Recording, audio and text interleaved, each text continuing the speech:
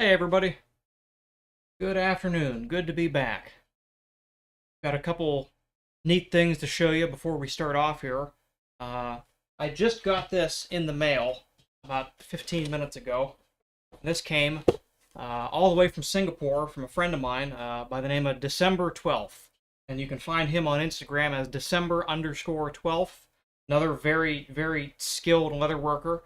And part of the joys of being able to do this in this day and age, on the day of the internet, we now get to meet and interact and be friends with people that we never would have known otherwise. So it's fantastic.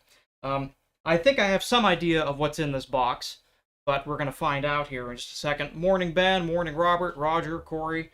It's good to see everybody here. So let's see what's in the box. We'll do a good old unboxing. I went ahead and took the liberty of opening the tape, but I haven't actually gone in here yet.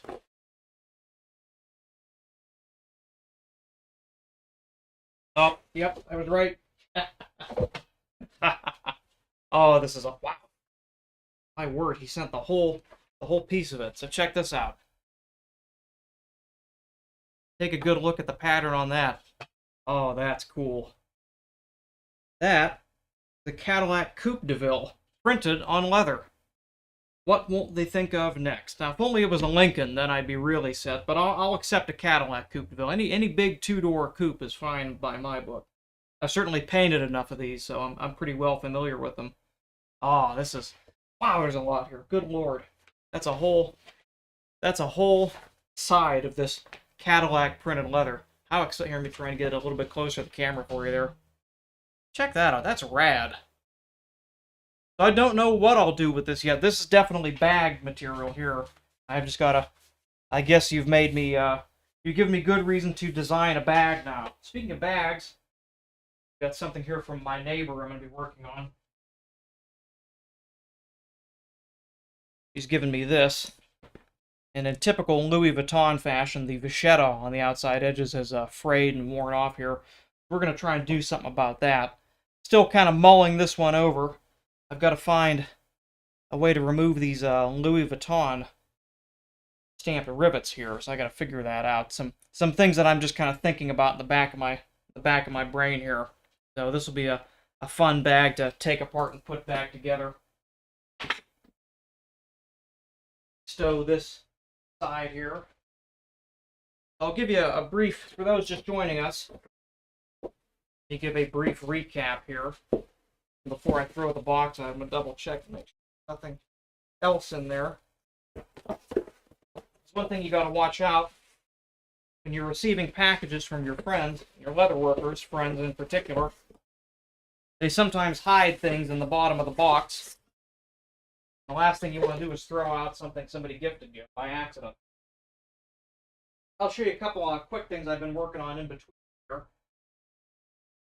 I kind of left last week's project go for the most part, and I started on a couple other ones. This one here is another mid-wall design. Can be done in blue calfskin on the interior, and outside I have to do the exterior billfold yet, but the exterior will be this fantastic mottled brown museum calf. So I was really happy to sell somebody on this particular color scheme because I think the blue and the brown is going to be really spectacular together, especially once the brown stitches are in on the perimeter to really pull it all together. So I'm excited to wrap up this one. This was another custom commission, a full black glazed alligator, double-sided, 5-slot card wallet. There was a lot going on with this one here. I generally don't recommend doing these double-sided with that 5th slot by virtue of the fact that when you have cards in both sides, it becomes very, very difficult to open this, but the customer was aware of that and okay with it, and he wanted what he wanted, so he got it. This is done with, again, all black glazed alligator, and the inside is lined in this red chev. Really, really is stunning when you take a peek in there. Really beautiful. These are the two I've got on the bench in between here. We'll get back to what we started last week. So for a quick recap, last Monday, we got these sets of card slots put together. And this is a bit of an unusual design for me. It's not one I've made too terribly often. But what it's going to be, I took the liberty of putting together, interior backing here. So these cards are going to be arranged like this on the inside. And normally I've done these before in the past where they've been open on the top to where you can reach in down from the top. This one's going to be stitched all around. So it's going to kind of terminate right here, stop there. And we're going to do the exterior with some nice cognac matte alligator. We're going to go ahead and cut that pretty soon. I've already gone ahead and backed this center section with the salpa, and it's all skived and ready to go, so I saved a bit of time there. Which leads me to the next thing that I unfortunately must inform you all of, is that this stream today has the possibility, not for certain, but a possibility of being curtailed. And those of you who've been talking to me for the past couple of days would know that I am dealing with a rather vexing problem in my backyard. You may remember from streams past, the past couple weeks, my wife has been digging a new garden and getting it ready, and she finally got it all done, only for us to discover that there is now a huge groundhog / woodchuck, whatever you want to call him, living underneath my shed. So I've been stalking him for the past few days unsuccessfully. They're a little craftier than me, it seems, which is embarrassing to confess, but here we find ourselves. So my wife is out there right now, but she'll probably be coming in pretty soon because it starts to get warm around this time of day. And he kind of shows up around 2-ish, 3-ish in the afternoon to kind of graze a little bit. So if he shows up, I am obligated to pause the stream and go deal with him. I'm very fortunate that my father-in-law recently got into competition air gun shooting. So I have a pretty good air rifle that I'm going to try and use to take care of him. But if that happens, we will switch to this fantastic little image that I put together here. So if you see this image come on screen, you'll know that I have gone away and I'm hoping to deal with this problem. So I've got my fingers crossed. I've been saying for the past 3 days now that today's the day I'm going to get them, and still no dice. But maybe today will be the day. So she's coming in now with a whole fresh batch of strawberries from her garden. So we'll see how it, we'll see what the news is. She'll give me the butcher's bill on what he's done today. So again, if you see that lovely groundhog image, you know where I've gone. How is it out there, honey? It's Yeah, I figured you'd be coming in around this time. Yeah. I picked a bunch of strawberries and I threw nibbled ripe ones out in groundhog bait area. So if that doesn't come. I was just telling everybody that if they see this image, they know where I've gone. Are you transmitting? I am transmitting it. So yep, that's my wife there. But if he comes, just come and get me. Yeah. The stream can wait. Yeah, I was just picking strawberries. If the opportunity presents itself, I'm obligated to take it. So I've been proven right with that. I figured she'd be coming in right around now. So this is going to be the backing that we're going to use for this wallet here. This is cognac matte alligator. And what a beautiful skin. Look at that. That is just gorgeous.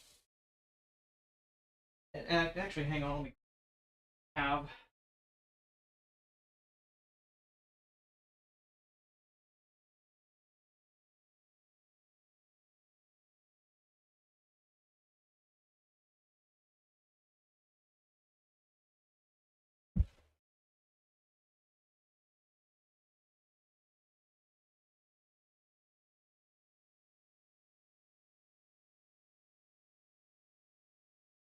kind of interesting to see them together. So these are the same tannages. This is cognac glazed. This is cognac matte, but this has obviously been glazed with the burnishing jack, the glazing jack. And it's interesting to have two of the same dye color, but with the different finishes to see how different they look. You can see just how much lighter and warmer this color looks than the it really brings out the red tone of the cognac when you glaze it. So interesting to compare the two. But we're going to use this one here. This one here has been I think I got about 3 or 4 wallets out of this hide. So I certainly got my money's worth out of those. I actually got these on a 2-for-1 deal from Amtan years ago. I've been just kind of picking my way through them over the past couple of years. I would say I've easily got 5, maybe 6 wallets out of these 2 hides.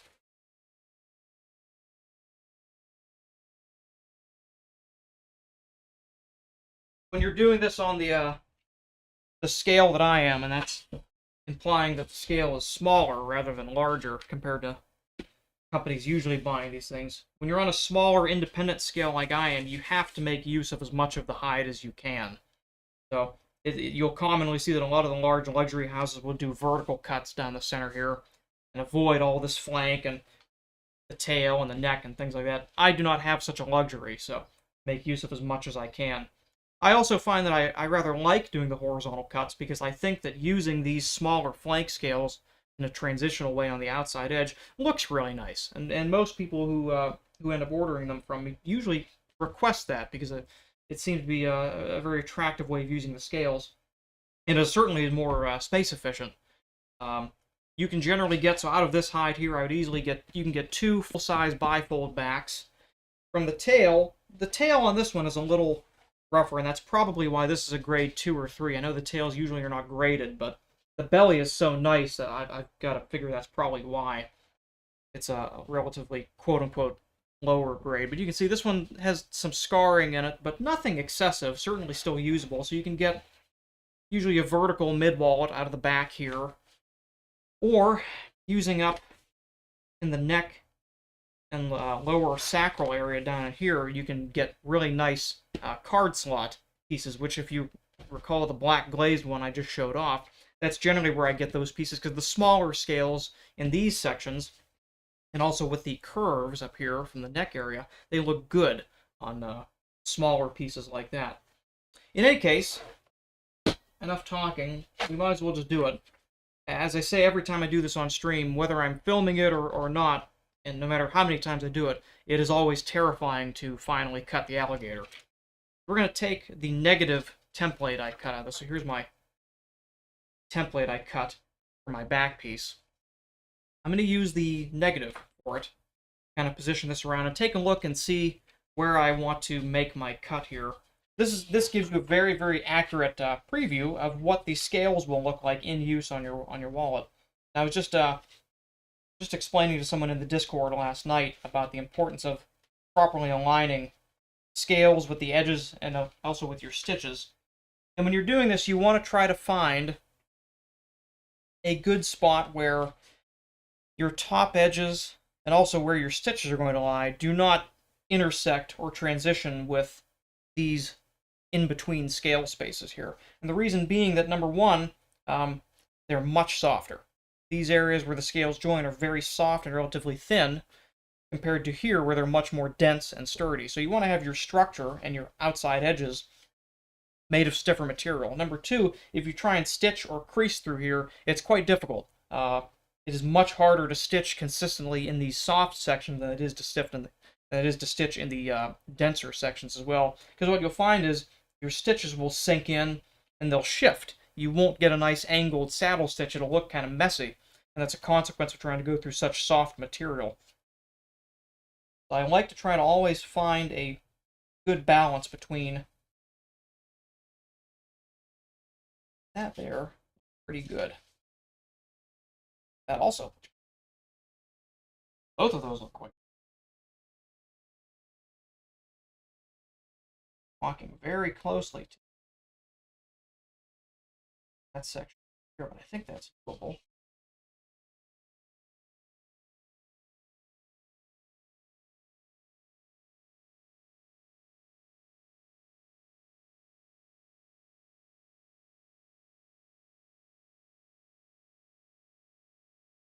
I think that looks good.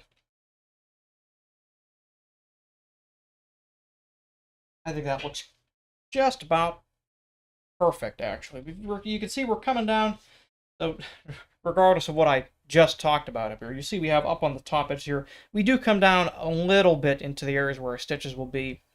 A little bit is fine. A little bit is okay. If I were doing the entire stitch run across this, I would have questions about that.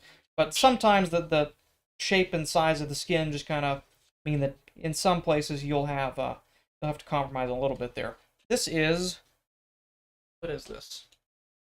This is a 29 centimeter. And I find that 29 to 32 centimeter is kind of the sweet spot for bifolds.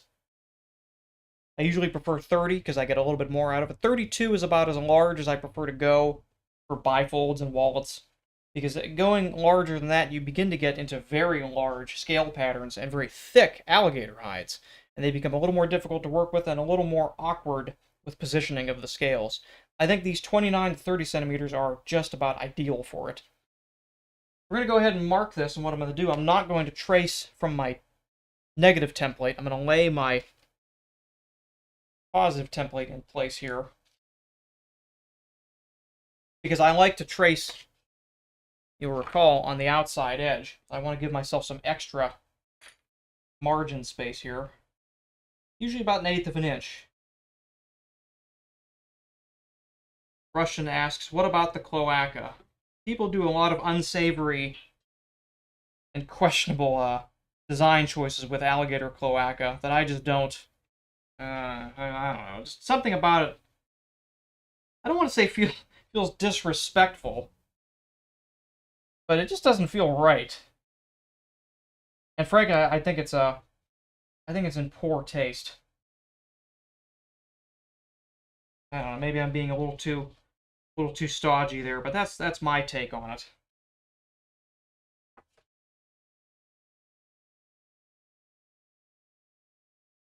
All right.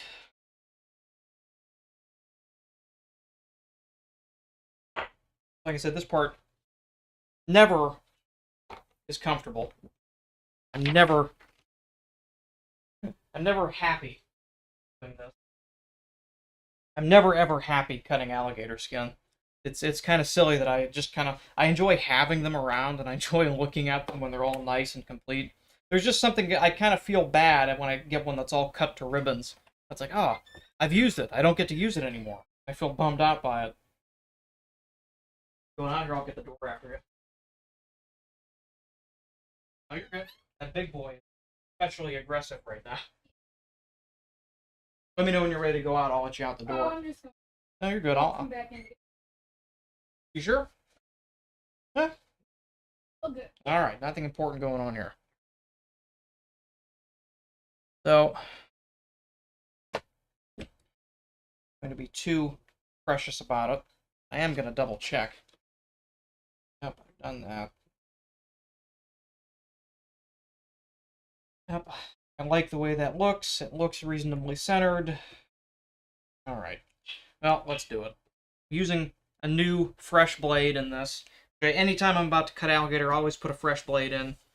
No matter how much or little I have used the blade that is already in it, I always change the blade out. Now, I just feel that immediately makes me sad. As now that I had this nice, gorgeous alligator skin I could hold up, and here I've gone and cut it in half. For good reason, but still. It doesn't have to make sense, it's just how I feel. Nope. My wife is out there talking to my neighbor again. He's been advising me on how to deal with this groundhog problem. Hold the other direction. Came out today and found that yesterday he had eaten 3 of her cabbages. Today he'd eaten the rest of them and had started to get into the kale and had beheaded her chamomile. So this is a creature that cannot be suffered to live. It must be dealt with. And I tried trapping him last night. He didn't care about that at all. He walked right past the trap, ignored it, went and ravaged her garden. So it must be dealt with. So I'm going to take these flank pieces here, and I'm going to walk over to my bell skiver real quick. You know what? I'm going to bring the camera with me. So if you get motion sick, hold off for a second. I'm going to carry the camera with me over to the bell skiver.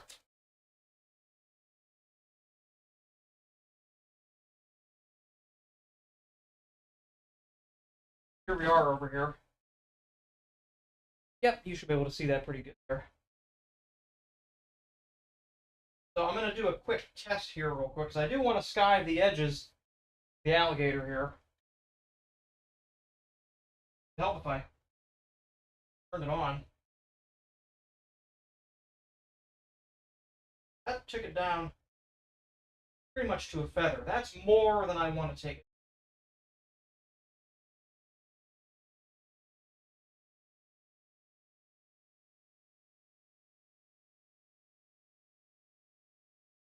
That really didn't any off. Yep.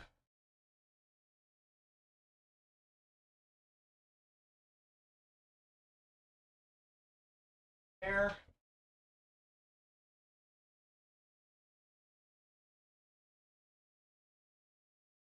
That's getting a little more. I think that's probably good. Yeah, Jason, I think this is the one here. So I'm going to put the camera back up. I'm going to take the other flank section. I'm going to try it again. Go back to the bell scour. Let's try this again on a fresh piece here. I want to double check and make sure I've got right thickness here. I'm sorry for top gunning you there. I got a little inversion in there. That right there. That's about what we want. That should do. That's a little too crazy to be doing that, holding it at the same time. So I'm gonna put the Be Right Back screen on. I'm actually gonna do it for real now. I've got a little fund going on for another camera to set up there at the bell skyver, so I don't need to move it around all the time to do that. But I'm gonna get this done real quick here. So grab a drink. I'll be back in about 30 seconds. Is usually all this takes to actually. Need to stream here. No, Steve, there's no cats today because my wife is in and out. Actually, Dima is in a horrible mood right now. They get fed. They get their lunch around 2 o'clock, and as you know, it's only 20 after 12 right now. So he seems to want it early for whatever reason. He seems to think that he's earned that. He is just being a terror. So can't really keep him out here right now. All right, I'm gonna go. Here's our back. Take a good look at it beforehand. You'll see when I come back, we'll have skived around the edges there about 3/8 to half an inch all around, and it's about here. We'll measure it real quick. Get a good comparison of what we're taking off of it here.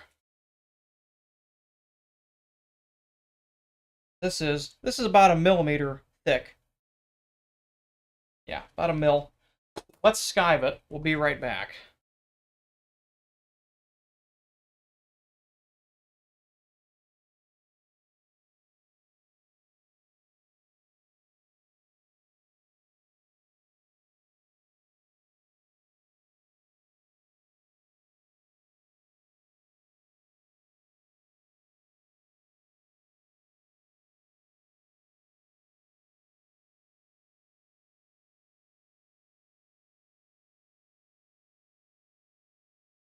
Told you that wasn't going to take long.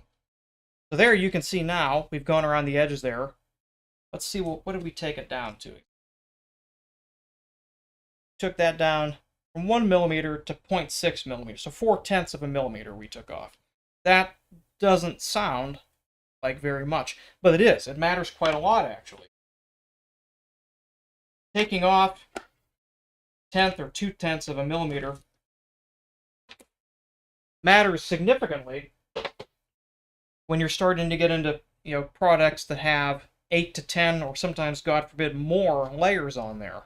If you take 1/10 of a millimeter off each of those layers, at some point you start to save real thickness there.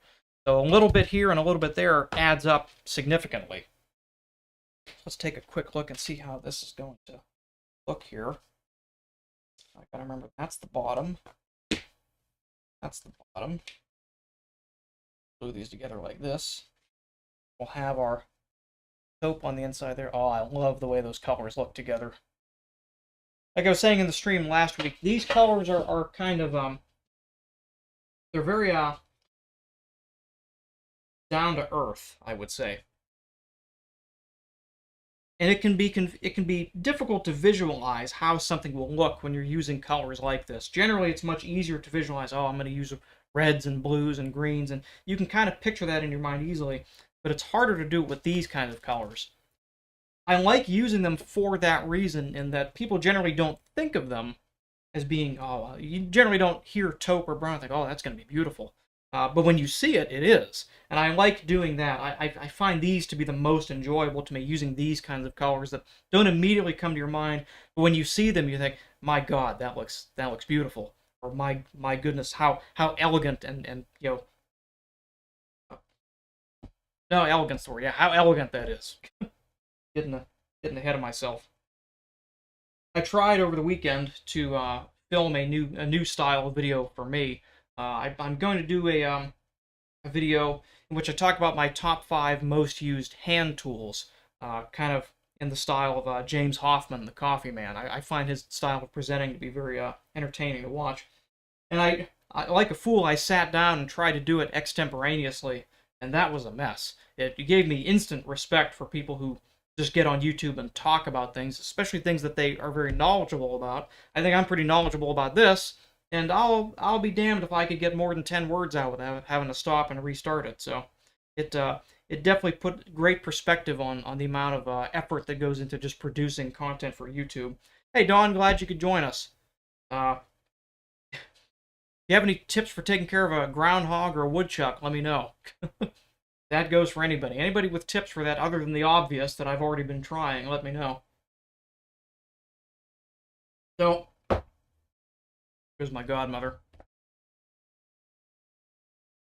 We come to the always awkward and never pretty part of joining the back to the interior. And like I say every time I do this, there is no pretty way of doing this. It always is a mess, but it is a good method that works very effectively, despite being ugly to watch. So don't judge me too harshly.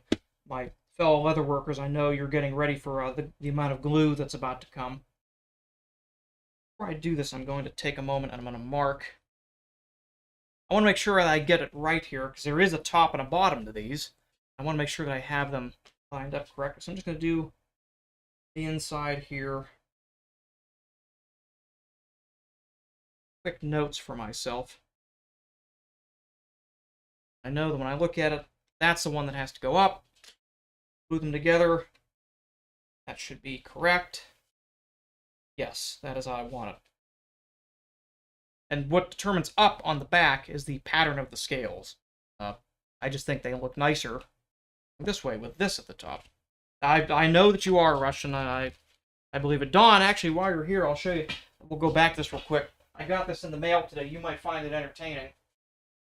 Put it back in the box? No, I didn't. Where did I put it? I got this from a friend in Singapore, Dawn. You might find the pattern on this kind of entertaining. Nice Cadillac Coupe de Ville on leather there. So I got to figure out what I'm going to do with this. Probably a bag. What kind of bag, I don't know yet, but certainly an unusual pattern to be put on leather. They saw it and they immediately thought of me, which was very kind of them, and even kinder, they sent it to me. So December 12th, if you're watching, I still owe you for shipping. Let me know what I owe you. Okay, let's go ahead and do this. So as I've done before, what I'm going to do here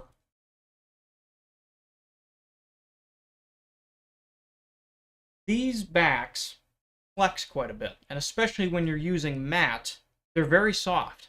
With glazed alligator, you get a little more resistance to it, but you want to avoid gluing the entire back down. You want this back to flex independently of this piece, because it necessarily has to be longer than the interior, because it's going around a bend. And if you glue this fully, if you glue this whole piece down, all of it, 100% of it, what you'll find happens when you go to open it like this, you'll get some really ugly bunching and wrinkling right there, and possibly delamination as it strains against that compression.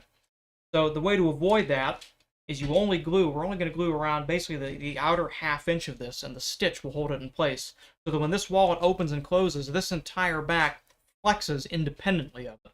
There's a couple benefits to the construction of doing that, where to mitigate that before, when I would glue these completely, I used to actually take these and split them entirely on my bell skiver. Because when you glue it down completely, even with a soft alligator like this, you still get some printing of the scale pattern on the inside. And to avoid that, I would take it and split it down. I would do the whole piece, one strip at a time on the bell skiver until I got the entire piece of alligator down to around, half a millimeter. And that's frightening. That's a terrifying thing to do. The bell skiver actually does it very well. Alligator splits very nicely on the bell skiver, but that doesn't make it any less frightening or risky. Because one false move, and you end up with this. Yeah. And one wrong move, you end up with a holy piece. You can see right through there. Yeah, there it is. You can see it much better here. That is the risk that you run by doing this on the bell skiver, or any splitter for that reason. So this works a lot better in that I get to leave all of this at its full thickness, no matter what it is. I really only have to skive the edges just to keep the edges down. And this gives extra padding, extra strength, and it works quite well. No experience with groundhogs. Well, aren't you lucky? We usually get 1 or 2 every year, so we're gonna see what happens. So like I said, again, for anybody just joining, and I'm talking about the groundhog, if you see this message come up, that means I've gone to deal with the groundhog. So if this comes up, know that I am doing battle with this devil creature in my backyard there. The glue I'm using for this right now, I'm actually going to change glue here in a moment, but for this, for bonding the alligator to the salpa, I'm using the Sewa water-based glue. This works very well for this kind of bond. It works less well for bonding the calf skin on the inside, so I'm going to switch to a contact glue for that. But for this here, I'm going to use the Sewa glue. On all veg tan and most other things I do, I use this glue more or less exclusively for that, because I just find that it just works. It is an excellent, outstanding glue in all respects. So, let's quit talking about it, let's do it. The way I like to go about doing this, I do this in stages. You could try to get glue all around the edge here, but that gets even messier than my way of doing it now, and you run the risk of starting here, and by the time you get here spreading it, this may have begun to tack up and you lose bond, and you're just going back and trying to deal with it. So I'm actually going to do just this edge here, just as an anchor first, and that will let me kind of do it in stages. I'll work up to here, do the bend on its own, that way I'm only trying to hold down one small part of it over the form, and then the rest of it I can just do all in one go, because everything else, all the difficult stuff, is being held down by the piece glued already. That's a mouthful. I'll show you and it'll make a lot more sense.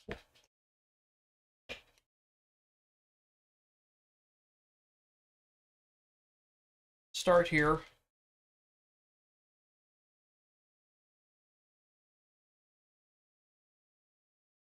I can feel the weight of Rushton's eyes already as I'm doing this.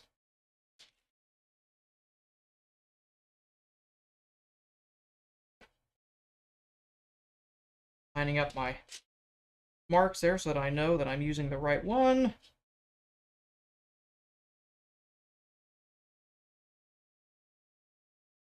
Good. Good. Yep, it's okay, very good. Take the glass slicker. We'll push this down. And one of the nice things about this glue, even though it is not a contact glue, it bonds very quickly. So even having just done that, there is enough strength there for me to say, I can lift this and keep working with it. I don't really have to wait too long for that. So I can actually start peeling this a little bit and adding glue in up to about here already. And by the time I'm done spreading this glue, this will more or less be set and we're good to go. It takes longer to achieve a full cure, but a working cure is enough. Flip my wax paper over. I'm flipping my wax paper over to the other side, so that in case I got any glue on the wax paper, I'm not now putting it on my alligator. My biggest fault as a leatherworker is that I struggle with cleanliness, because I come from a background where that really didn't matter as much. Or rather, the way we achieved it was very different. Painting cars, obviously dirt matters, but you blow it off with an air gun. Wipe it down with alcohol. That is not really something that is applicable here.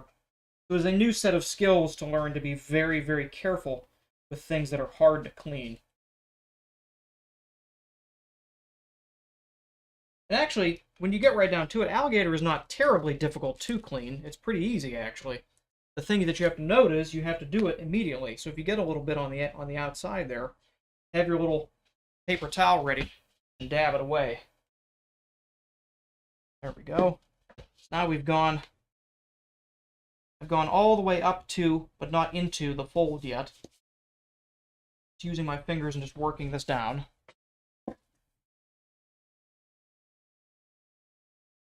Again, I'm not up here yet. I'm just down here. I want to do this bend, the most difficult part of the whole gluing, on its own.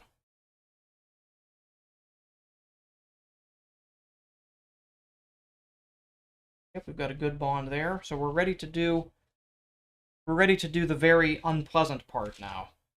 I'm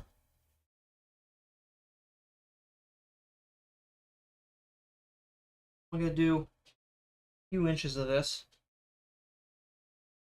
Peeling back a little bit to get fresh glue into where I just stopped gluing.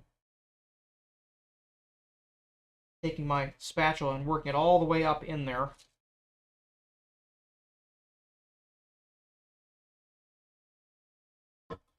Right, so here's the most frustrating part of this bend right here. But this is the whole point. This part here is, even though it is difficult and annoying and frustrating and a pain in the ass, it is the whole point of doing this, making it around this bend. There's not a whole lot to really do with it, to kind of take your hands and apply pressure.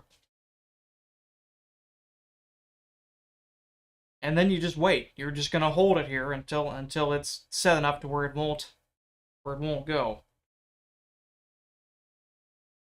Not particularly thrilling content, I give you, but necessary.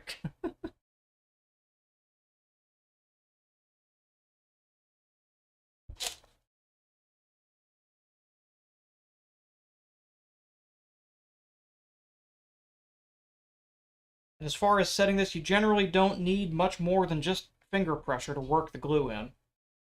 This is a very, very effective glue, especially for this particular task. And talking about going back to skiving the edge there, one additional benefit of doing it that way is we get a nice, almost a sort of padded effect on here. You can feel, at least when you're doing this, I can feel the fact that this is raised up and this is thinner here, and it feels very nice. It's very, very nice, simple to do, inexpensive effect that also makes the wallet stronger. You know, there's less, or rather, there's more material there on the part that is getting abraded most often. So that there, if I let it go now, it should stay. Yep, and it did. So we've achieved the most important part of it. Flip it around, we can see that, yes, it is bonded. Now when you do that, you always want to come back and take a look in there, and not just yet, but when I finish doing this, I'm going to flex this a little bit and test my glue, and if anything lifts or delaminates, I'll work some back in and put it back on the form. But now, with that part done, we basically can do this final section here.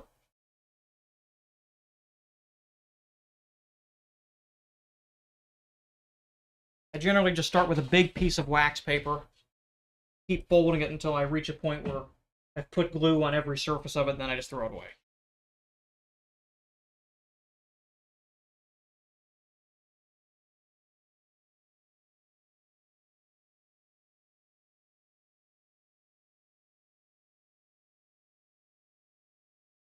So as I mentioned, I'm going to start production probably tomorrow of this video I'm doing of my top 5 most used or most important hand tools. If anybody wants to hazard a guess at what they are, go ahead and take a shot in chat. But I want to start with hand tools in particular because I realize that many of the people watching my streams and my videos are just beginning leatherworkers. And machine tools are out of the question for most people, especially those just beginning. And really, most of the work is still done by hand tools. You'll notice that I still cut everything by hand, with my little Stanley knife, even though I do find it delightfully ironic that I cut all my leather with a $5 100-year-old Stanley knife and then feed it into a $1,500 machine to take it down 1/10 of a millimeter in thickness. Not everybody needs that, though. So yep, utility knife is one, so there's one right there. There's the first one. And I think that I wanted to start with the utility knife because there was a discussion in the Discord chat the other day about what steel you should use for a skiving knife. I was like, it doesn't matter.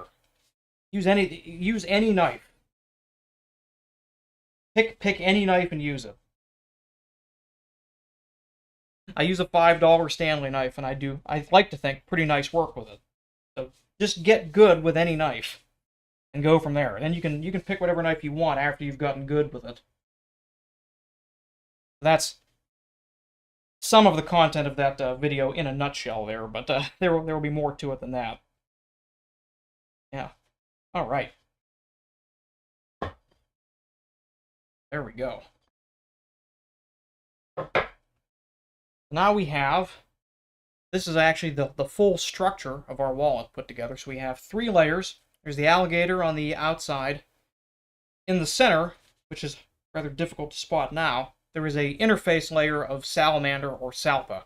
That's basically a bonded leather sheet that we use to kind of put in between these and give a little bit of strength to this. Rubber bands are one way of doing it. What you could do, and what I often do if I have other things to do, what I take, Anna, and I'll do it after I have it glued down, is you can take, because you notice I still have all of this extra space here to be trimmed yet. That makes it ideal to put clamps on it. And just like that, that's enough to hold tension on this part here. That holds plenty of tension to keep that glue in place for a couple minutes, and then take them off, you're all good to go. This one here went about as swimmingly as it could have. Sometimes these things fight you, sometimes they go smoothly. This one went about as smoothly as it could have possibly gone, so I'm happy about that.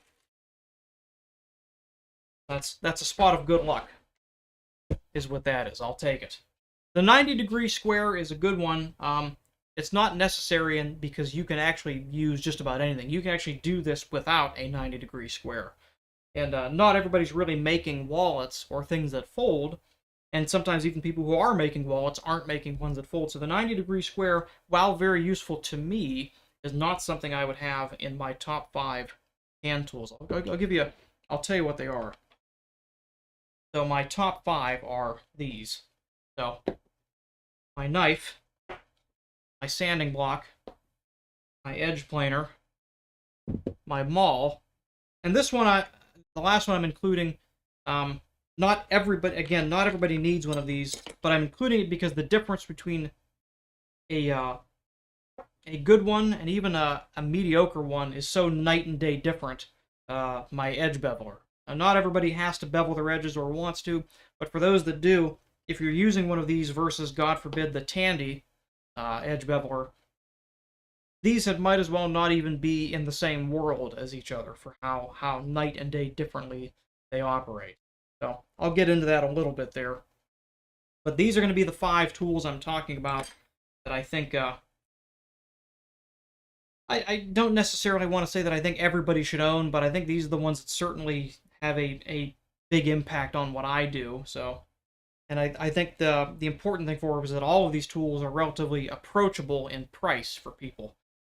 Other than the Barry King tools, these can all be had for like anywhere from $5 to $10, so they're not particularly expensive, and just as good as certainly things that are much more expensive. So I think there's a lot of confusion in that people try to look at these opulent, expensive, very, very cool-looking tools, when in reality, you can do just as well with much less expensive stuff. I do use the Stanley over an X-Acto for good reason.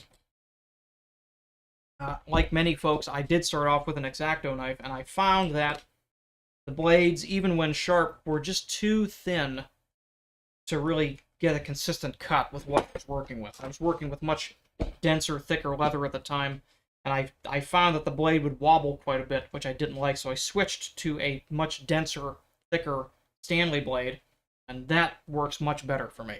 I like the older Stanley. Somebody very kindly gifted me a new Stanley knife about 2 Christmases ago, and I tried using it. I genuinely did, and I didn't find it as comfortable as this one. This is an older one, and it's much, much smaller than the newer Stanley knives. And me being a little guy, this knife fits just perfectly in my hand, where I can kind of toss it around, flip it around, and get it into any angle that I need without really thinking about it. It just fits me very well.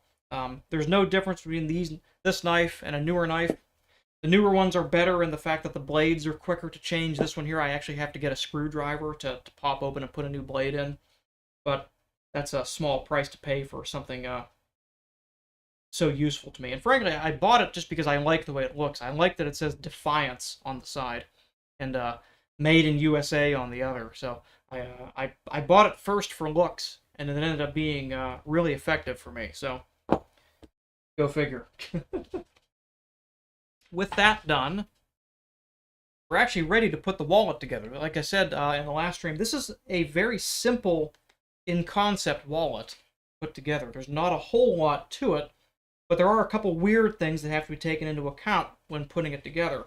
I'll show you those in just a minute here. So this up, we're going to have this piece there, and this piece there. That's how it's going to look when it's all together. So again, these parts I made last week. These are all out of a nice taupe brown calfskin. Went ahead and I got the edges, the top edges of these painted today. It's funny that you say that, Corey, because I also noticed that. I feel like the ones that have the quick change blades do not have as secure retention of the blade. So I actually, even though I have to get a screwdriver to do this, I know that when I change the blade out, this blade is very solid. It is not going anywhere. So I like it for that reason. Anna, you asked about glue earlier. Here's where I'm going to change my glue again. I've already gone ahead and scuffed these beforehand. The Sewa water-based glue does not bond this calfskin very nice. That has the same with Saffiano and Chev and other things. I find that using the Aqualim, I think it's the 315, it is the 315 contact glue, is far superior to bonding these parts. I'm going to do that. That's what I'm going to use on the inside here. And then once I glue these together, I've got, it may be difficult for you to spot there. You can certainly see where my scuff lines are. I've got some guidelines marked out here. Once I get these glued together, they're going to get trimmed to size, which will be terrifying, but must be done. I'm glad you think so, Jason, because like I said, not everybody, people hear taupe and they think, oh, I don't know about that, but I knew in my head that this was going to be the one. This was going to be, oh yeah, those just look killer together.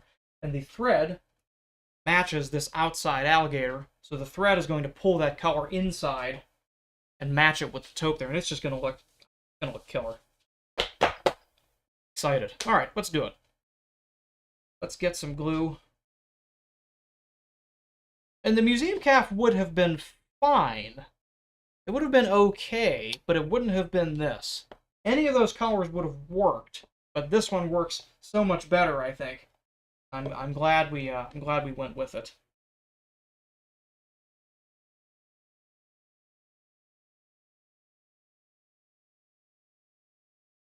So this being a contact glue, I'll need to apply it to both sides.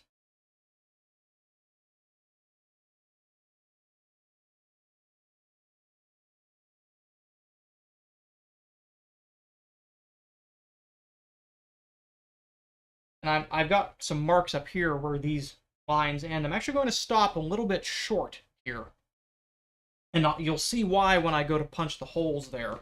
That'll become more evident at that time.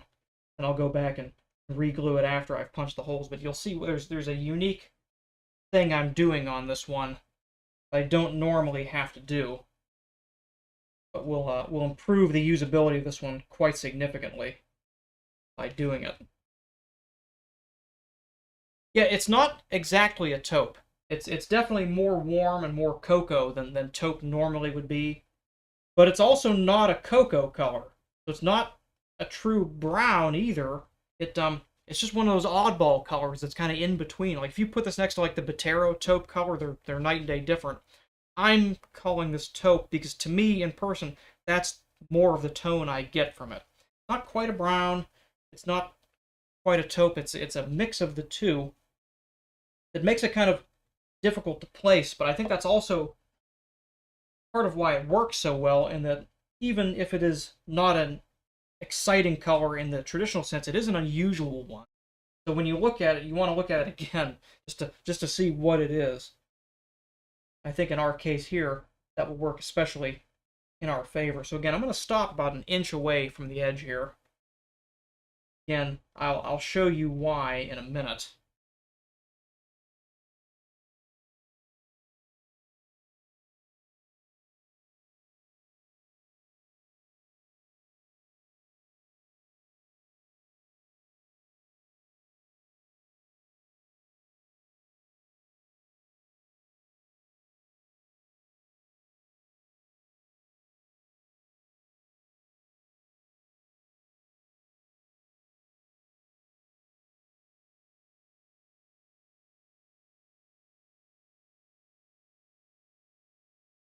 Let that set up.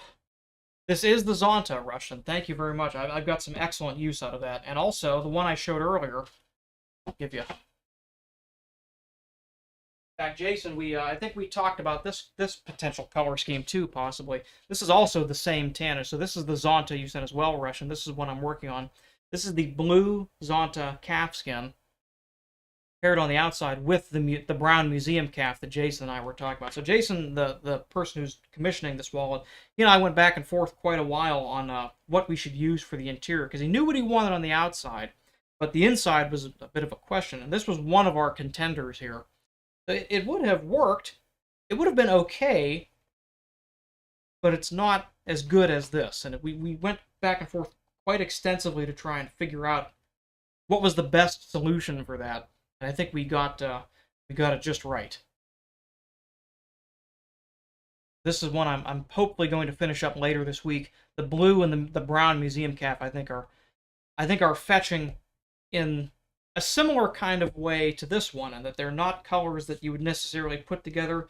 Neither one is especially eye-catching, but when mixed together, they're just very elegant and just so down to earth. You just want to look at it some more.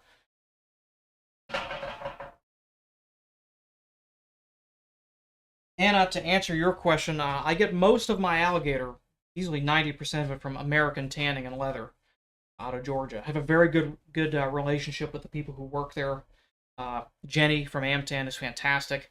Like I was saying, if you look on my Instagram, there was a red cherry matte alligator money clip that I did a few weeks back for a fella.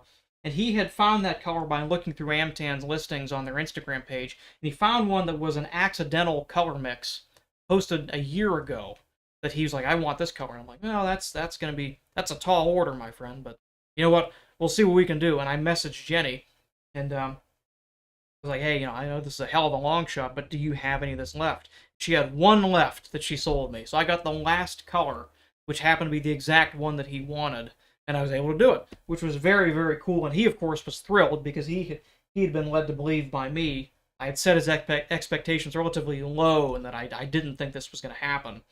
But it did. So everybody worked out with that one.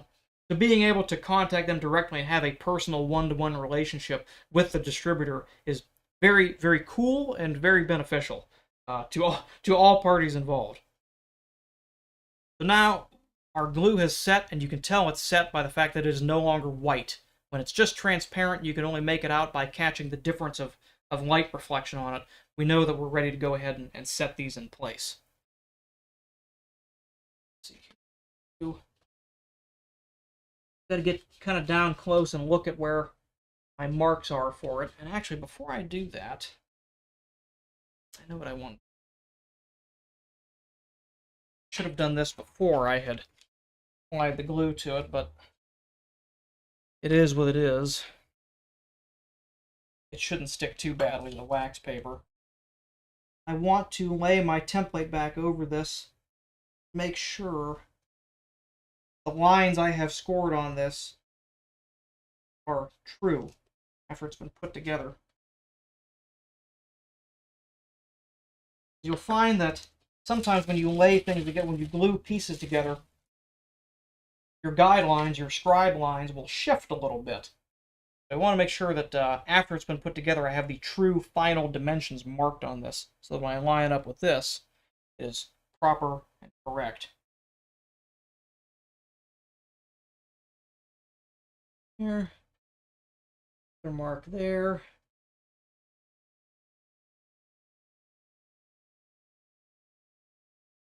Ah, yes.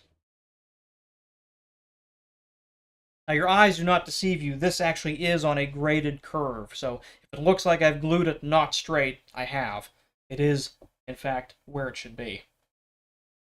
There's the first one there. Go ahead and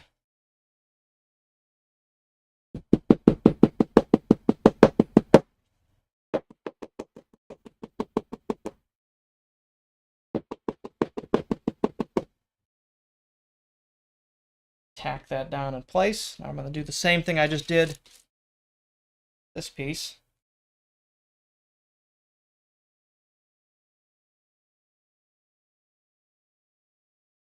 Can't tell from looking at me, but my hands are shaking doing this. This is always, I don't want to say dicey, but there isn't really not much room for error with doing this. If you're going to get it right, you certainly want to get it right now.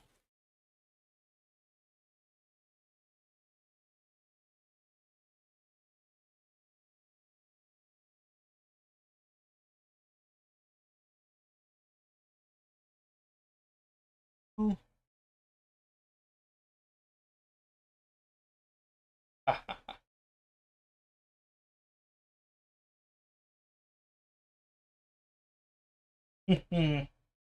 I like it.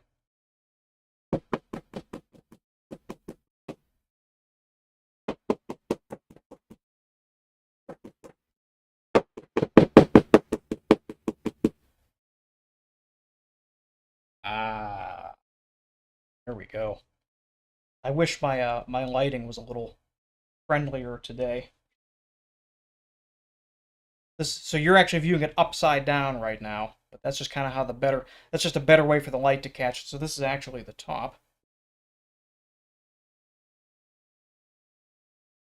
Oh, Anna, it's no problem. That's kind of why I do these streams. I like answering people's questions. I'm happy to help.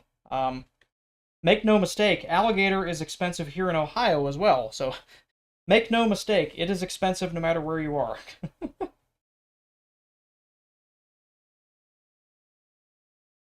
I think what we're going to do, it's about that time.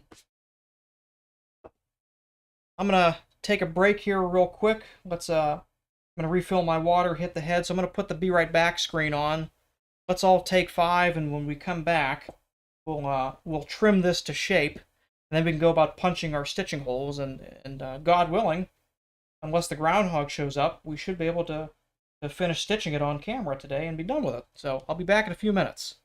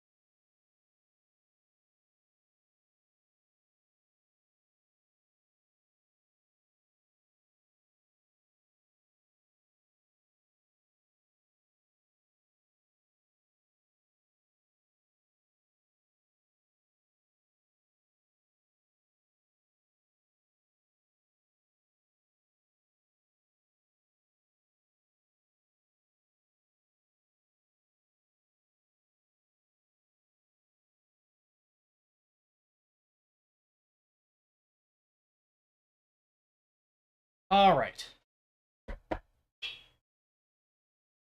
We're back.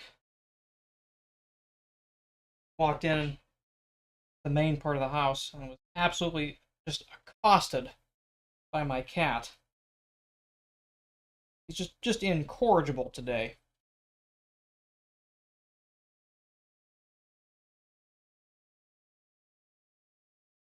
I want to get a good look at this. So here's going to be the rather tricky part. It's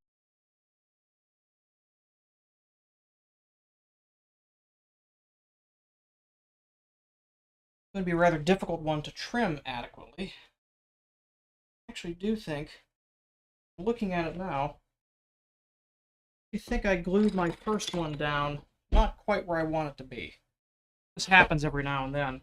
Pretty rarely, but when you're doing something kind of new, I'm looking at the line of it and I can see I've actually got this edge down more than I want it to be. So, not to worry, we're going to take our bone folder, lift this, and re-glue this one. It looks a lot more violent than it is, but the bone folder is pretty ideally suited for this.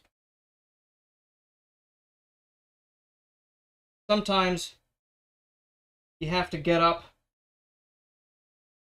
and get fresh eyes on something to look at it to make sure it's correct. And sometimes it's not. And that's okay. We all make mistakes. Even me. More often than I care to admit. Gone ahead and successfully peeled that. Take what you're seeing here, these little bits left on here are actually bits of the glue that have filled up. So we're going to roll these off. Same here. And just something about that line, I'm looking at it and I just it doesn't set right with me. Figuratively and literally. I'm going to take another closer look at that.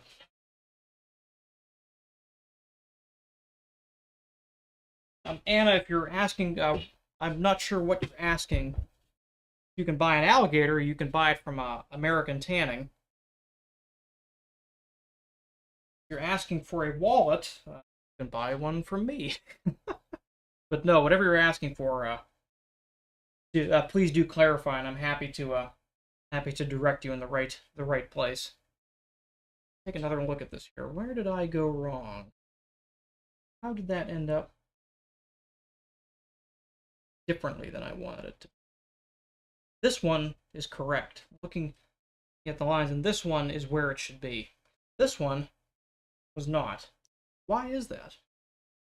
Why did that happen?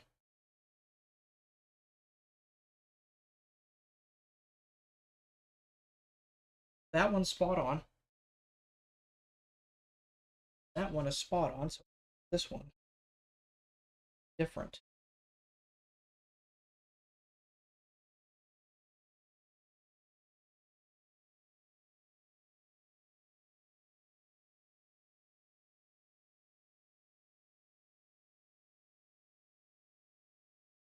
That looks better.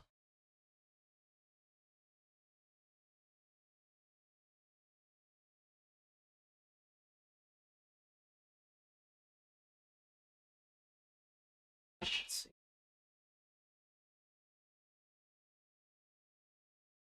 Okay. All right. I think I see what I've done. I think what happened, I think when I glued this one, I had anchored it down here. I think I have my line for where it goes. I think I have it a little far back up here. So what ended up happening was I was down low on the corners out here. So had I gone and cut that, I would have cut it at an angle through this one. This one is good. This one was off. It pays dividends sometimes to just step away, fix a cup of tea, and look at it. It was one of those cases. Obviously, I try not to make mistakes on stream, but they do happen, and I think it's important to show that, number one, everybody makes mistakes of all degrees of severity. This one was, had I gone further, it would have been severe, but since I caught it here, it was actually really a non-issue. But everybody makes them, and that's okay. shouldn't feel bad about yourself if you're doing something and something goes wrong. Because generally, something always goes wrong on every project. And usually you just want to keep it as small as you can.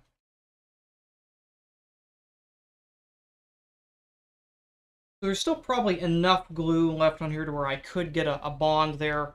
I'm not going to chance it. I'm going to put a little extra glue on there. Not a whole lot, just to refresh this this glue that I put down. And we'll attack it one more time here.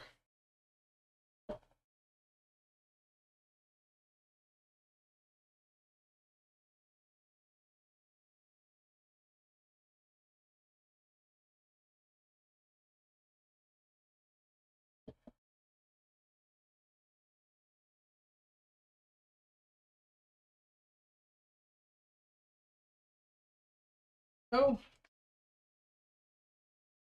we'll let that dry up again real quick. I fixed myself a cup of mint tea. I find very helpful to my throat while I'm speaking.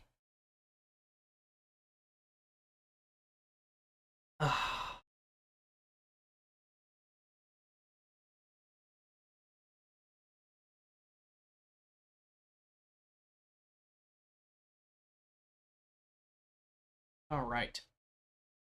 That should be good to go there. Using just that little bit of glue. Even this little, you can still see a little bit of the white there. Non-issue. Not going to matter. Take another look at this. I need to take a fairly closer look at this when I do this.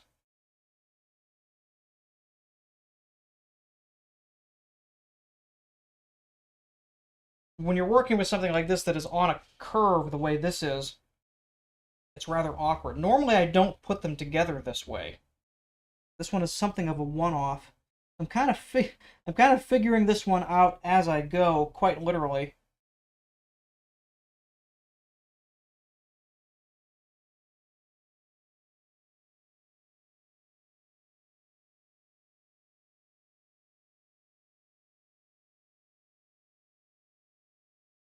Not going to tack that one down just yet. Get it closer.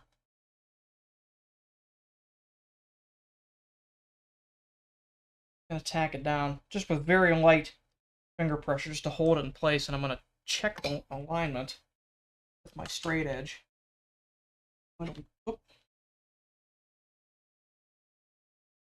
Actually I bumped my mouse with my straight edge. Hopefully that didn't screw anything up. Doesn't look like it did. That already looks much, much, much better. Yes, that should be it. That should answer. So I feel confident enough now.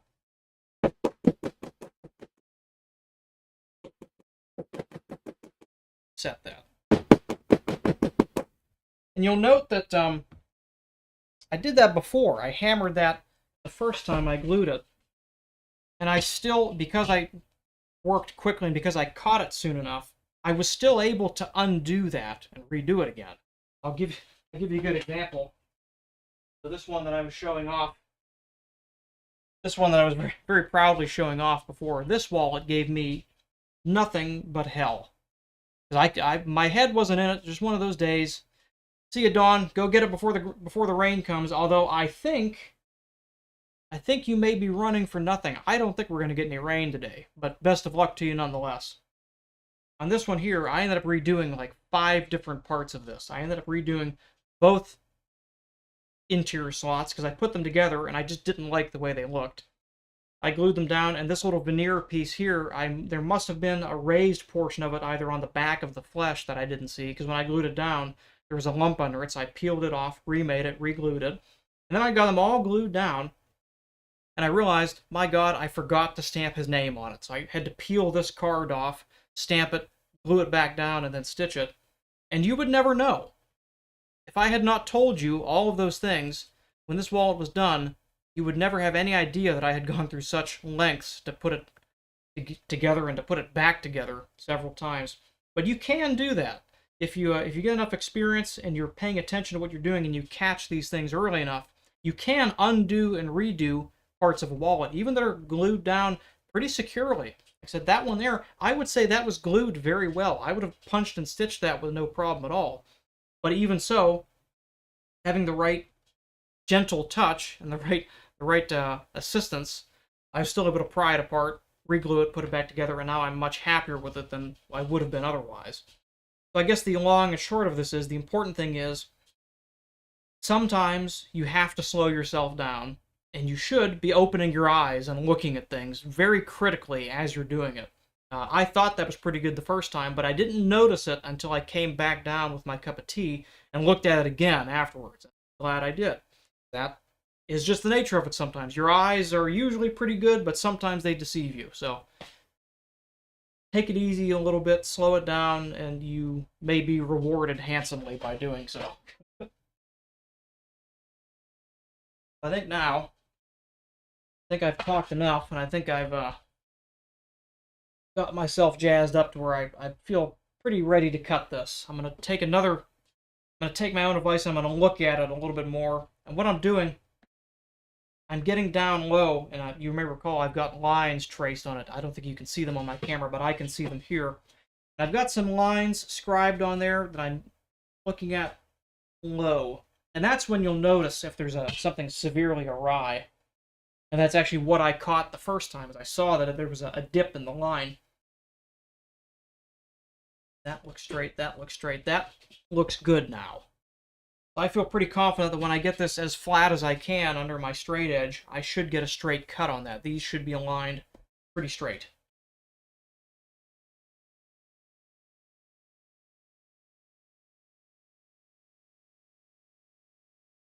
One thing about working with leather, that on assembling these things, you try to be as perfect as you can. You want to be as dead on accurate as you can be. But do remember, at the same time, leather itself is an imperfect material, and you may find that sometimes you're off a millimeter or so here and there. And generally speaking, unless it is severely wrong, in which case you'll notice it, most of the time when you put it together and it's all said and done, it's all stitched up and creased and painted and looking nice, any little defects, any little mistakes that you may have made go away. There are certainly projects, I can look at every project I've made and I can find something that I wish I had done better. And that's a good thing. You should always be finding something that you wish you'd done better, because it keeps you improving. You should never look at something and say, I did that damn well perfect and there's not a thing I could do better on it. If you get to that point regularly, means you've plateaued. It means you're not getting any better. You should always be seeking to find a way to do better than you did on the last one.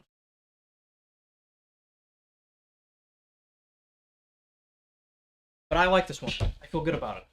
So, let's do the scary thing.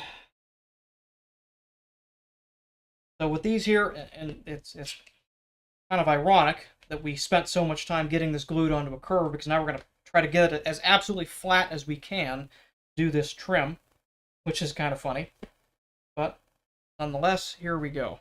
I use a heavier straight edge for this, because I want the weight of it to hold it down. I'm debating if I actually want to bother. I might even tape it down. In fact, I think I'm going to. I think I will tape this one down as well. I'm gonna go down on an edge where there's plenty of extra space.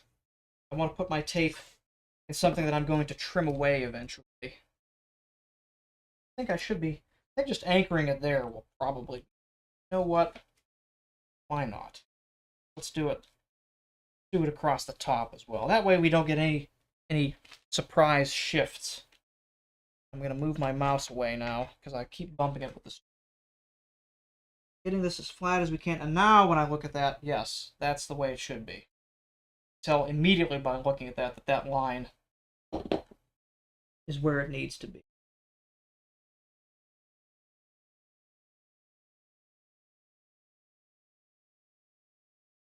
My cat, I don't know if you can see him or not. Oh, do you see him? He just jumped away. You watch on the door behind me. When I step aside, there's my door leading to the house back there. He was standing on the door mewing. I was about to put the knife in my hand and make the first cut. Heard him go, and scratching on the door. Was he trying to tell me something? I hope not.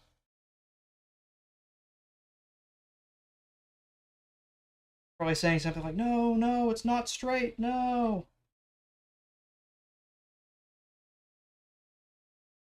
And I'm doing this, I'm not putting a lot of pressure on the knife. I'm just kind of letting gravity, letting the weight of the knife do its thing, and I'm not particularly concerned about making multiple passes on this. Just kind of letting it do its thing, take its time. Yeah. There, have the top edge of the wallet. We have a nice flush cut, so we're looking at here. Here's when I talked about that 1/10 of a millimeter on skiving. Here's where that comes into matter.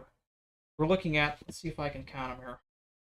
What you're looking at here is 1, 2, 3, 4, 5, 6, 7 different layers of leather. So 1/10 of a millimeter on its own does not matter much, but times 7, it matters quite a bit. And on most of these cases, I took off more than 1/10 of a millimeter. Sometimes as much as a half a millimeter on some of these pieces here at the edges there. And you can see that matters quite significantly at that there. I like to leave my edges not super, super thin, but obviously certainly not thick either. And these will still get puckered in a little bit when I stitch them tighter. They'll compress a little bit. But I'm very pleased with that. I think you can get to a point where the wallet becomes actually too thin, to where it starts to feel flimsy in a not good way in your pocket. And I think some people kind of pursue this quest for thinness at expense of all else, which I think is the wrong tack. I think you should try to find a good balance between something that is thin enough to be very comfortable and very elegant, but also, when you pick up a wallet that you've spent a good sum of money on, in a way, I believe that it should feel at least somewhat substantial. When you pick it up, you should say, oh yeah, something about this feels right. And you can lose some of that when you get something that feels very thin, and especially the ones that are made, I see some people get into the point where they're making them more out of nylon than they are out of leather. I'm bothered by that. I think if you're going to make a leather wallet, you should make it out of leather. And I think you get a lot of benefits from that in the way it feels to the person using it. Things that are not easy to quantify or describe, but you know it when you feel it. So, Jason, I think you'll know it when you feel this one. I'm taking a sip of tea after that, and I like this.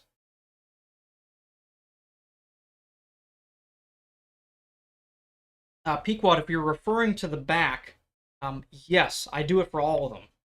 Anything I have that is flexing, I glue on the perimeter. So that includes Botero, calfskin, goatskin, whatever. If it flexes across that back, I glue it on just the outside perimeter. Because Botero will do the same thing. It will wrinkle, it will crinkle, and if it is glued solid and it's wrinkling, it could delaminate, look even worse. So, as a rule, anything that bends, I glue on the perimeter. All right, no more cat there. Let's go ahead and do next side. I'm going to anchor it down again here, flipping it around.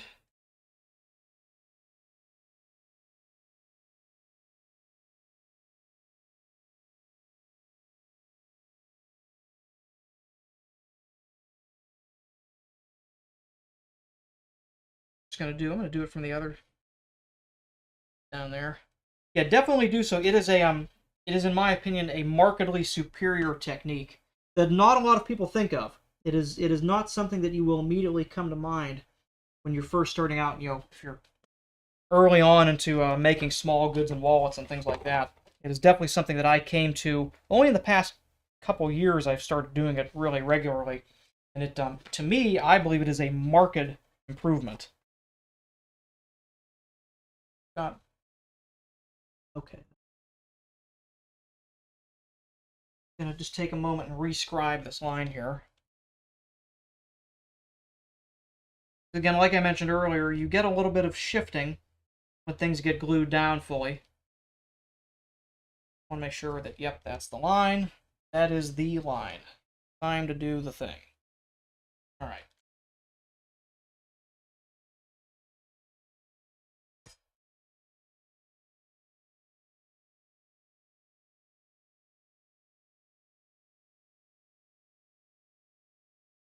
Same thing, not exerting a lot of force, not exerting a lot of pressure.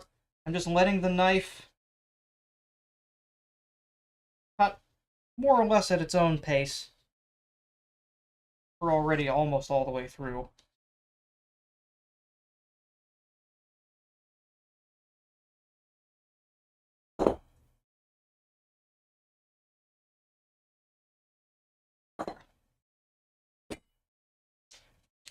The reason I do that is I tend to find that, at least when I'm doing this on camera, if I were doing this by myself, I probably would have tried to use more force on it. But this is always kind of a nerve-wracking part of it, and especially doing it live in front of an audience, I get a little nervous. My hands tend to wobble a little bit, so I try not to exert too much force or too much pressure that could exacerbate that when I'm doing these live.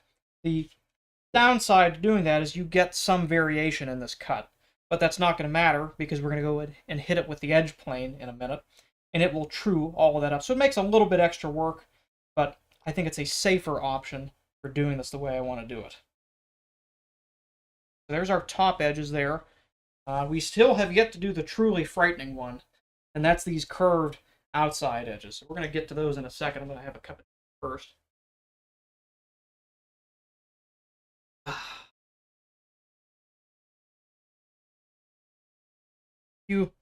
Few delights on God's green earth as good as a simple cup of tea. Have to scrap while we're here.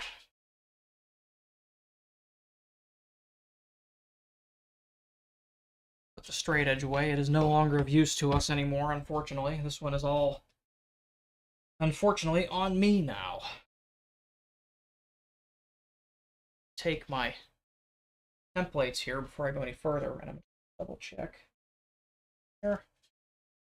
Tribe. Edge lock.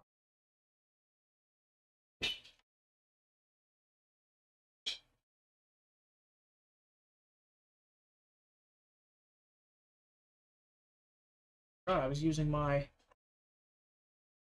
acrylic templates for that.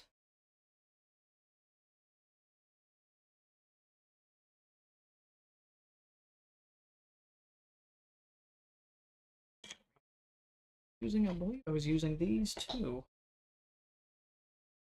God, I was. Wonderful. Okay. So if you look, you can just catch it where my right thumb is there. Act. Just see, so there's the line I have to cut there. That's going to be that's a little dicey to do. I have to steel myself for this one.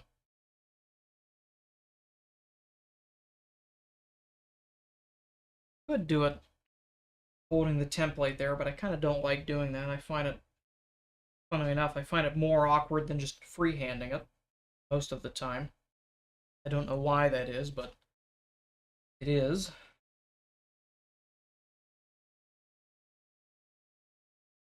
There's the edge. Good. So here's our final, remember I talked about the positioning of the scales there. Here's our final scale layout there, which I think is quite nice. Like I said, you get a little bit of these soft parts coming up on the very bottom there, but that, to me, that's an acceptable amount there. We still have 90% of it in this nice center range there. Jason, you flatter me. I would advise the cup of tea. I'd advise a cup of tea and 2 wallets. All right. That's a joke that's bad enough to say it's time to get back to work. Time to do it. All right. I'm probably gonna obscure the camera again while I do this, but I have to get down quite low to see the line, so forgive me if I'm covering your view.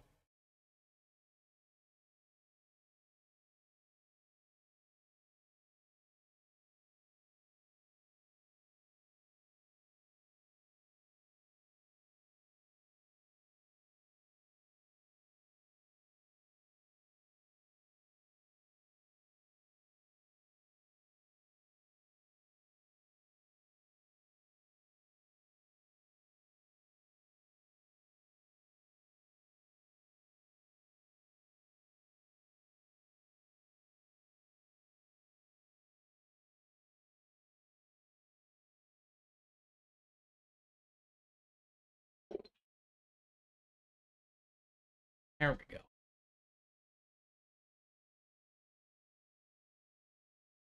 Again, we get a nice clear view of all of the layers that go into this wallet. So again, looking at that, you're looking at 7 layers of different types of leather. 7 layers, 3 different types of leather to create one piece. The next one.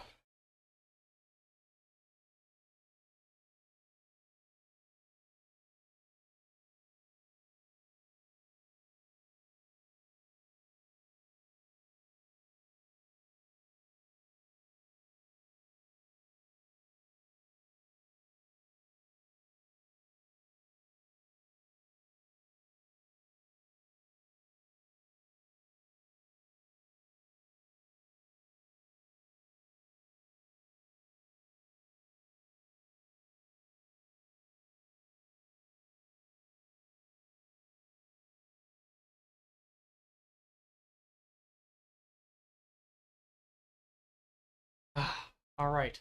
There's there's a sigh of relief after completing that. But there's our final, other than the corners, which still need to get rounded, but there's our final dimensions and shape.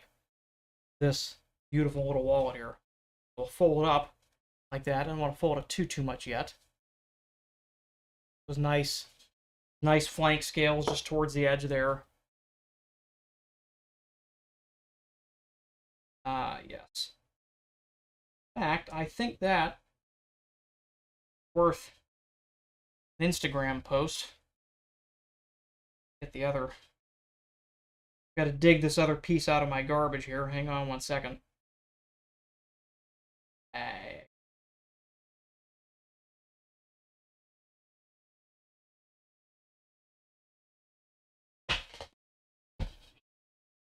Let me get the top part tossed away to clean up.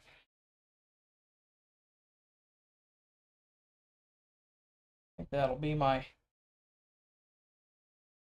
Instagram post for that. Let's see.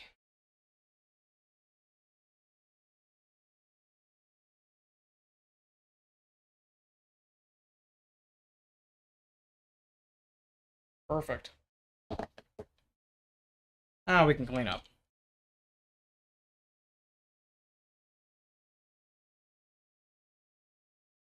Yeah, looks good. Okay. Delightful.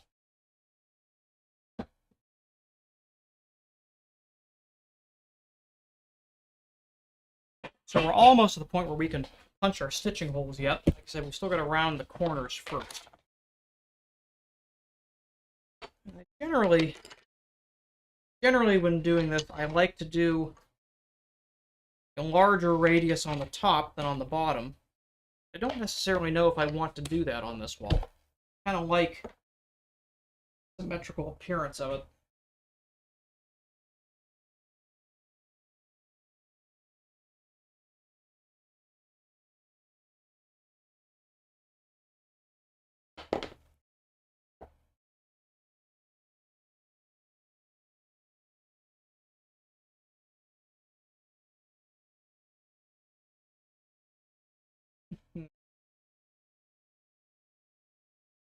I think I'm going to use, on the bottom, I'm going to use the large radius.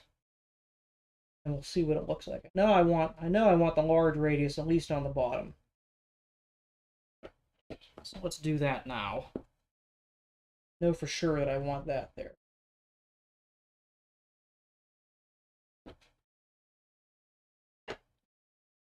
Starting to, that immediately changes the whole look of it. Oh, it was, you can go back and look at it, but it was certainly frightening. But it turned out just the way we want it. I think.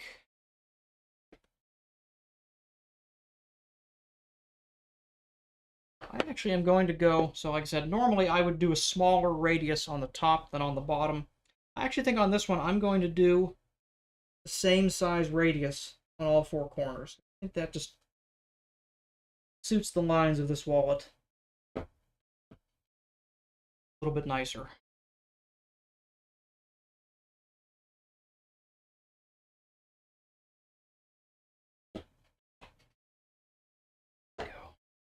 There is the final shape. Now we're finally ready to go ahead and start making some holes to stitch this together.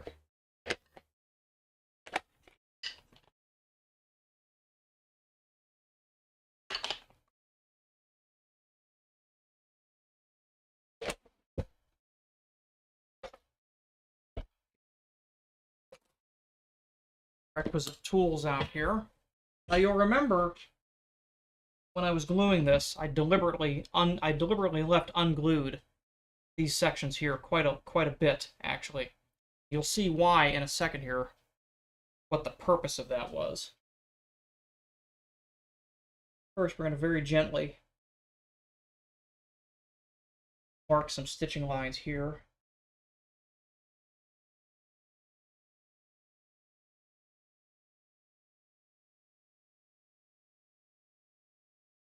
Generally try not to mark these lines too aggressively, just because should the wing dividers, God forbid, slip while you're making a line, you will leave an irrevocable mark, a place you don't want it to be. You want it to be, if you're going to have to do that, you want it to be very, very soft so that you could potentially, buff it out.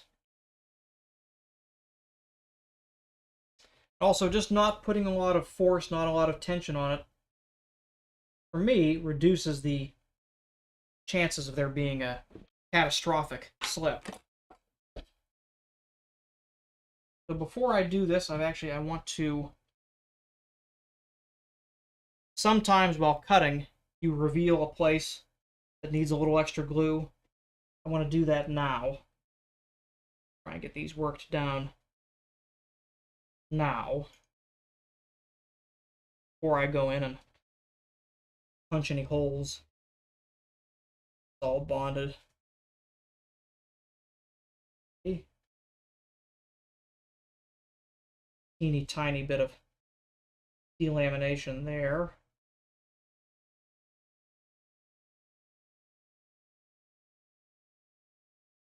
Nothing really to write home about. Nothing a dab of glue can't fix. You'll very commonly have that happen, usually at like the top edges of card slots and things like that. It's not at all uncommon, even despite the comical amount of glue I use. So while that glue sets, I'm going to start punching some holes. Now what I'm going to do, like I said earlier, I want these interior rounded parts to not be stitched down completely. I want these to be able to lift up a little bit because it makes it nicer. You're not trying to pick at it so much with your fingers as you're trying to get it. You can easily get under that little lip and put something in there. I want this to be left up. These ones are going to be stitched all the way down on the bottom because those need to be anchored. So we're going to start with that first. I'll let the glue set up there. Yeah, there's a lot that goes into them. A lot of layers.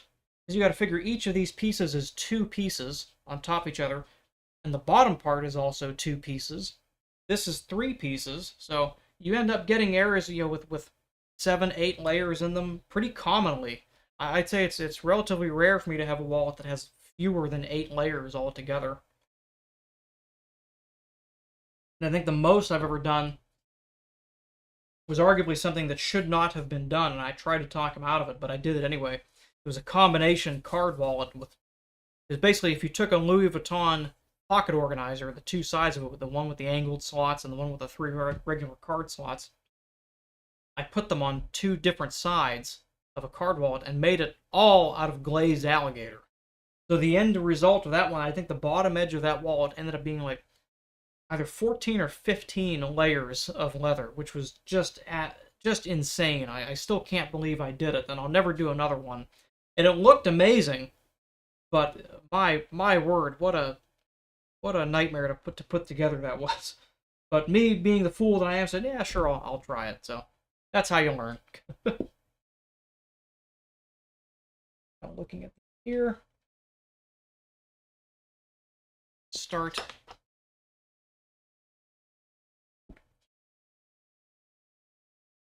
Card slots, bridging these appropriately. Again, getting my head down low and looking at the line is important.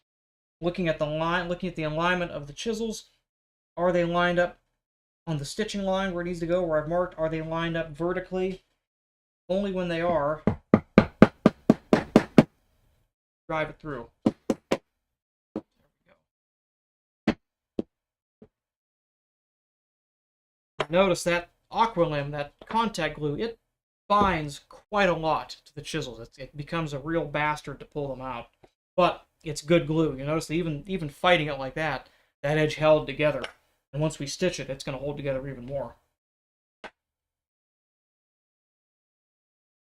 Now that I've kind of driven some starting holes there, I go in with the larger chisel, following the ones I've already punched. Those through. I cannot wait to see.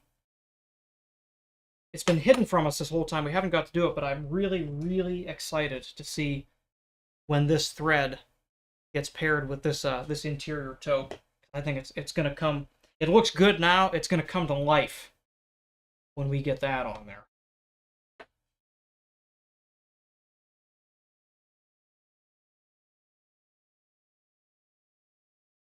Now on this one I need to fudge my stitch a little bit. Only a teeny tiny bit, because again I want to make sure I don't pierce that top edge there. This one's going to be a hair longer at the edge there. We'll do that one independently. I'll come over to this side. Start this one the same way.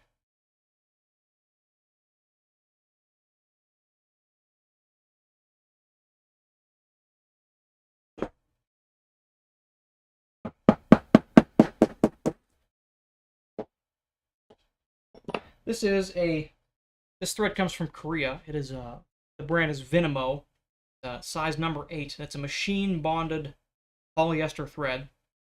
I used to use, oh, yeah, see him back there? See him at the door? He's upset. He's early, but he's upset. I used to use linen thread, and people make a big deal out of it, but it does not last. For small goods, it will wear through very, very quickly. So I switched to the polyester thread. That will last longer than the leather will. Ideally, the leather should wear out before the thread does, and that should tell you something about how strong the thread is.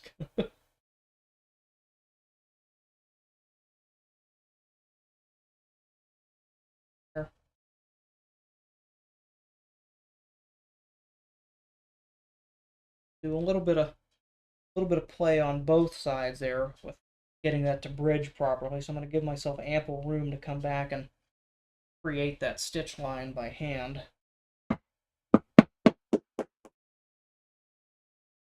Show you what I mean here.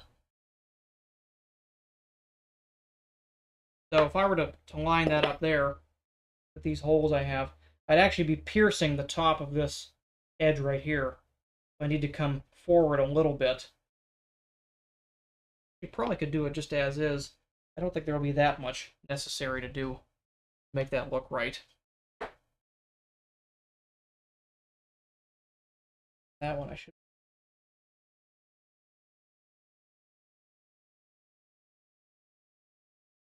So the stitch at the top of that edge will be ever so slightly longer than the others, but virtually unnoticeable.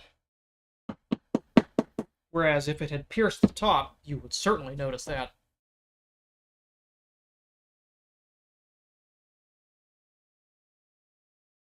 Now, fortunately, Corey, I don't have to fudge it very, very much at all here. It's pretty close already.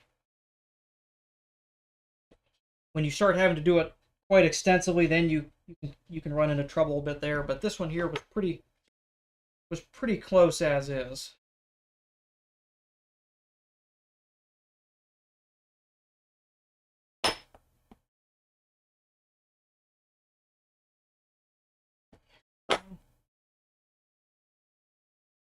Almost there.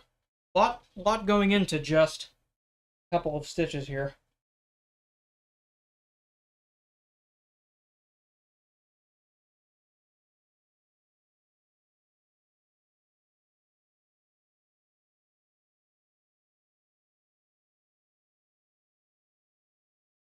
right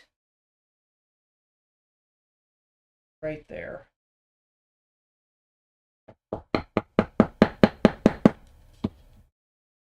Right there. Just a hair larger, but not enough to matter appreciably.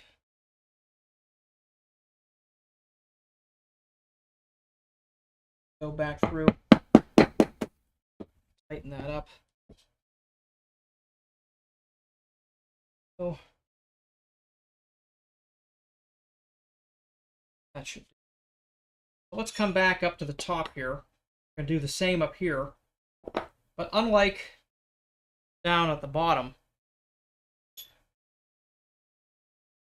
we are not going to stitch through this top here. We're going to leave this open. Part of why we didn't glue it there. But that said, the stitch, even though we're not going to stitch through the top of this upper part here, we still need to stitch the back. That's why I've left this unglued. This way I can actually lift this up, get my chisels in behind here, and then I'll re-glue it down after the holes have been punched. I can work my stitches through that way. It's awkward to explain, and it's a little awkward to do, but once it's done, I believe it'll make sense to you. I'll show you. Getting these here. Again, being very careful not to pierce the top edge of that card slot.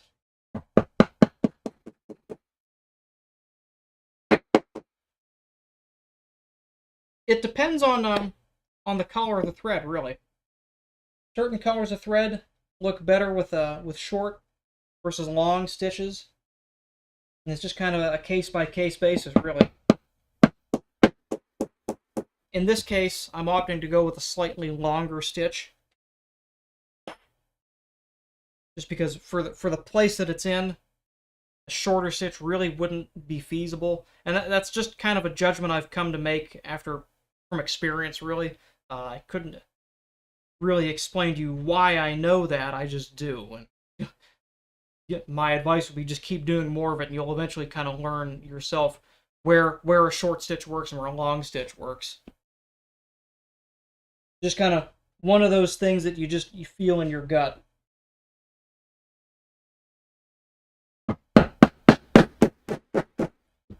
I'll work back.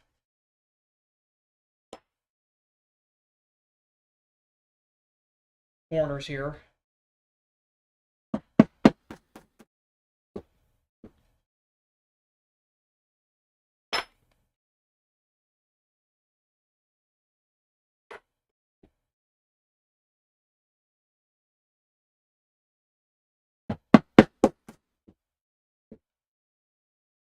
Corners I'll do with my 2-tine chisels.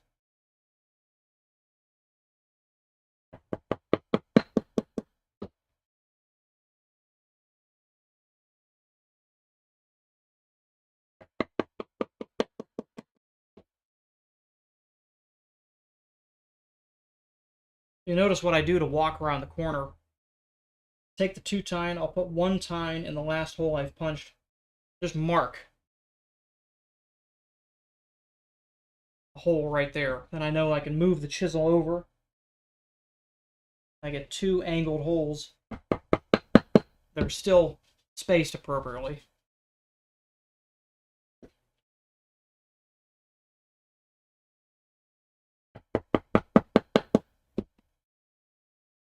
On these edges, even though these are rounded, the edge is so...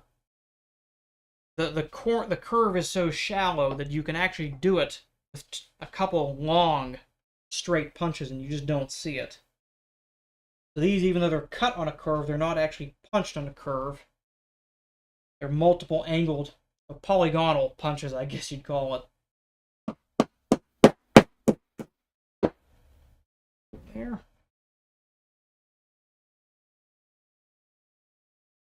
Here, and then if with luck, these line up just right. They don't always. Sometimes you have to fudge it here, but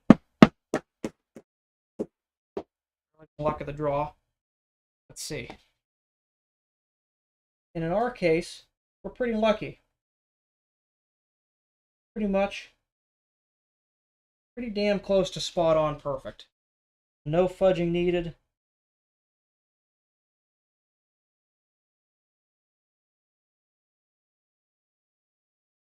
Play with it a little bit to get it right there, but everything that pretty much just right. Now, while doing that, while pulling those irons out, got a little bit of lifting there. Not to worry.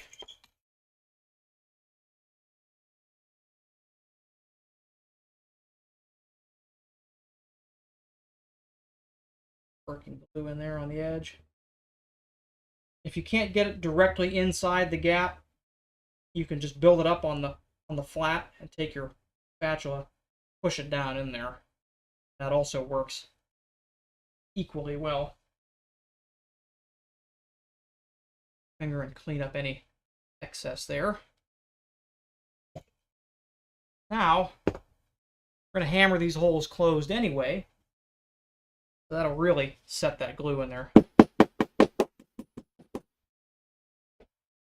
Force it out. Close that back up.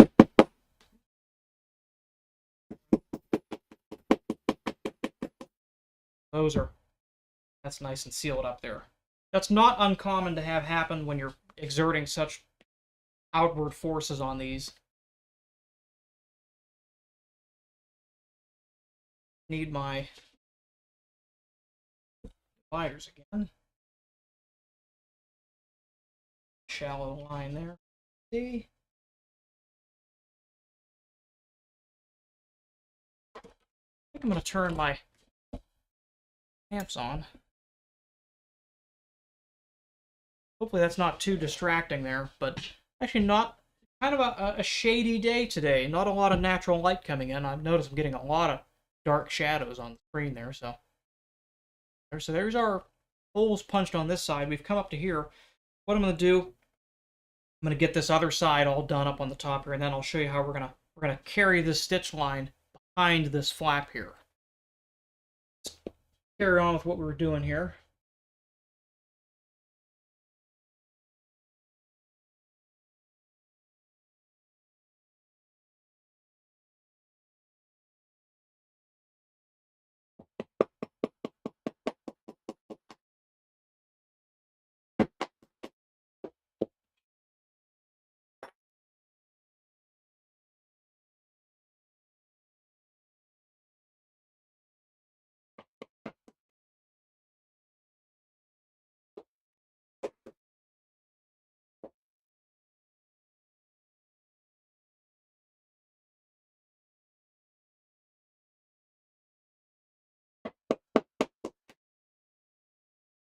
Corey, I'm glad you were able to join us today. It's some pretty good questions that I actually have not been asked before. I'm glad you felt comfortable asking those. Any questions at all about what I'm doing or why I'm doing or how I'm doing, do please ask. That really is I do this as much for me as for anybody, but I do enjoy the interaction. And if it helps you or somebody else, the problem they're having, then so much the better. Something good came from it.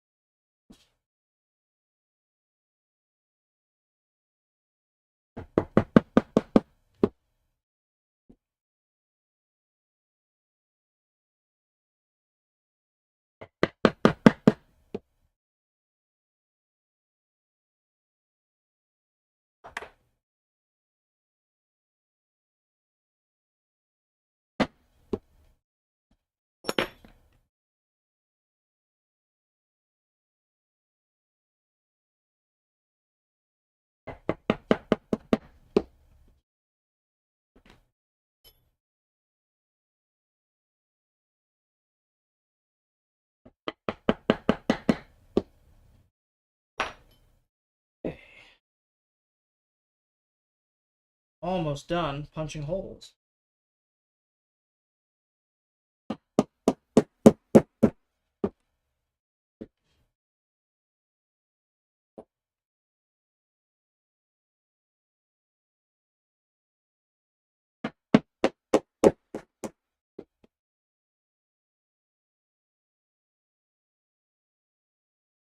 This side, actually,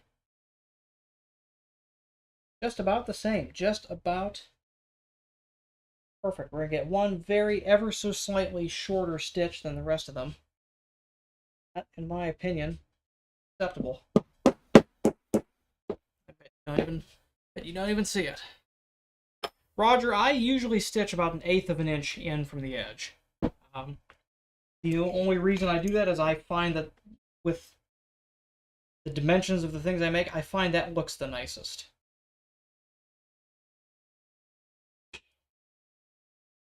Purely aesthetic choice. Well, not strictly purely. I also find that it's close enough to the edge to look fine, but it's also not close enough to the edge to really be risky. I'm not afraid punching holes. Whereas some people walking it very, very close to the edge, you run the risk of having blowouts and things like that. That really isn't a problem at this distance. But yeah, generally 1/8 of an inch, give or take 1/2 millimeter, depending on the appearance, style, and the size of the project. But that's usually a safe bet. Again, your mileage may vary, your stitching distance may be different. That's okay. I'm just going around now. Again, from pulling the chisels out, sometimes you get a little bit of delamination around the edge, just working those back down. Now the last spot we have to stitch, again, I want to stitch behind those wings at the top of the card slots. I basically want to terminate my visible stitch here, and then it continues behind there and joins at the other side. How do we do that? Well, it's a little awkward. Like I said, we're going to work the areas we've glued back a little bit. And because we've punched clean through, we can basically pick up that stitch line right there.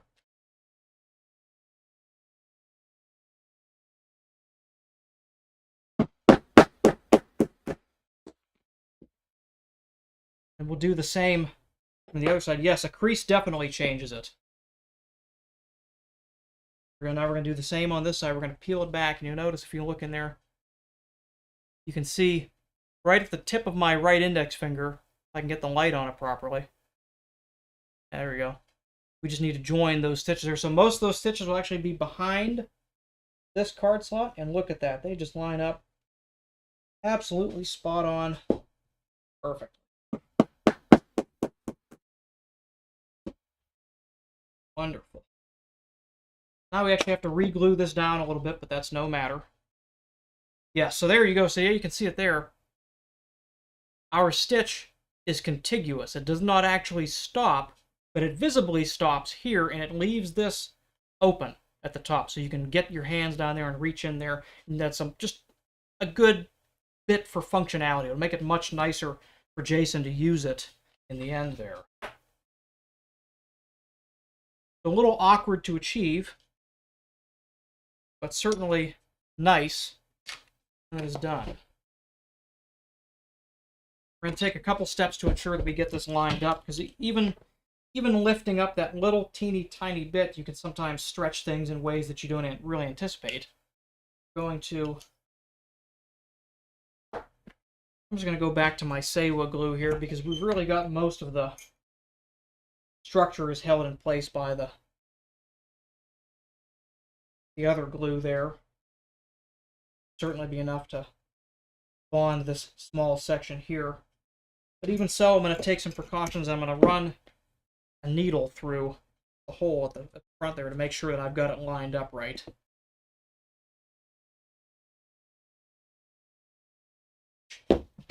As expected, pretty much everything is exactly where it should be. Put some clamps on this.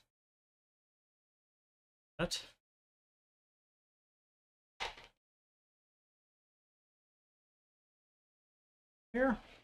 All right. Wonderful.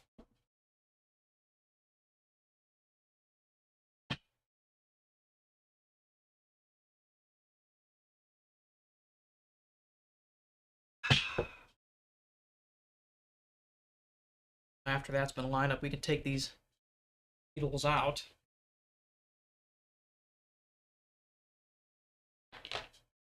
Actually, enough clamping for now. Doesn't need a whole lot more than that. Now, with that done, we're going to take our hammer.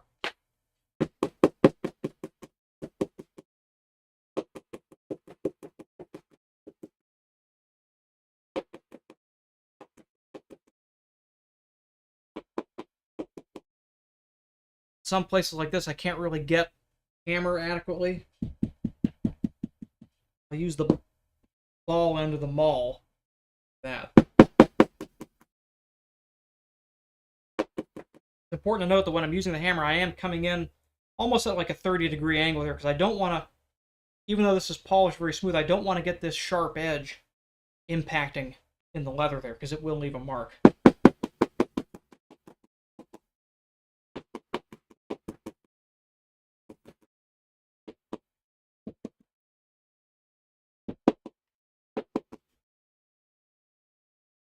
There's all our holes ready to go.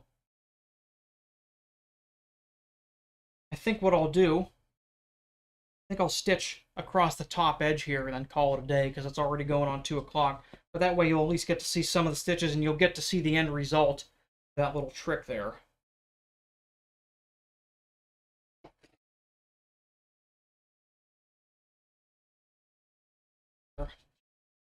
General rule of thumb for stitching is 4 times the length.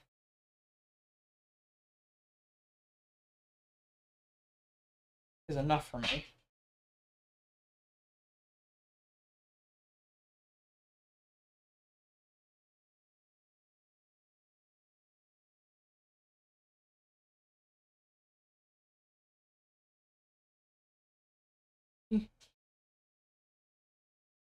Three lengths.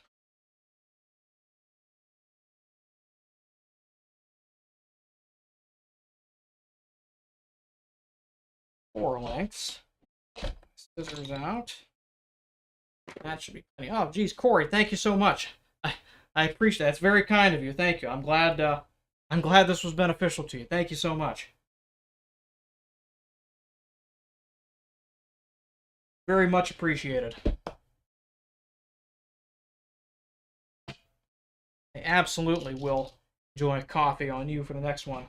That is, by the time I finish this, it will be just about time for afternoon coffee. I'm very much a morning, evening, and afternoon coffee drinker.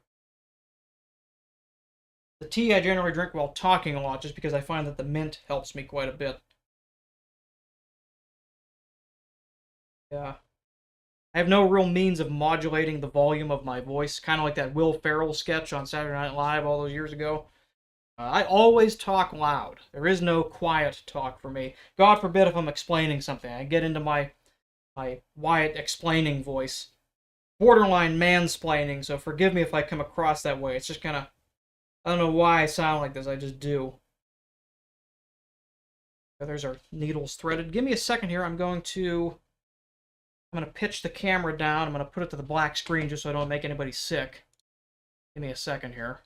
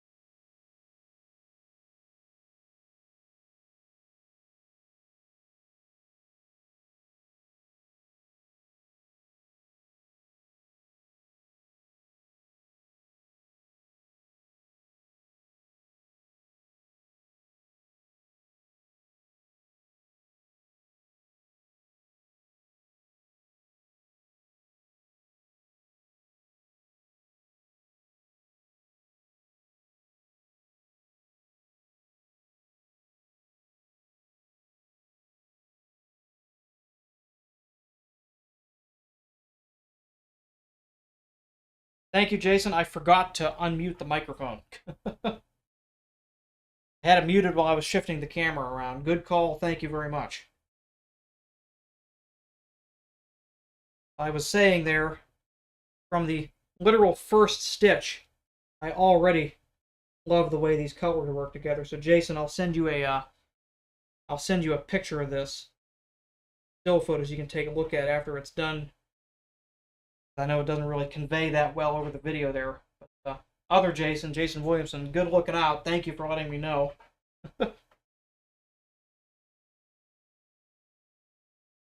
Getting more used to this streaming thing. There's a lot to learn, let me tell you.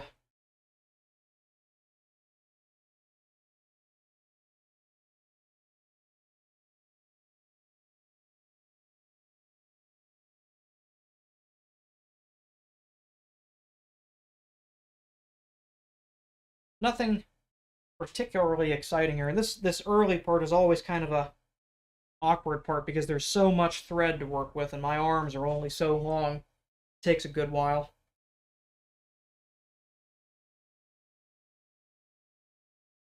Comes my wife. She's coming in from the garden.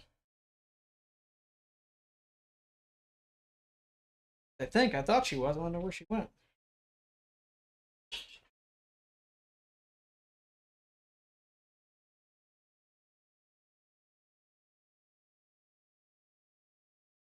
You're good. Just come on in. I'm still live, but you're good.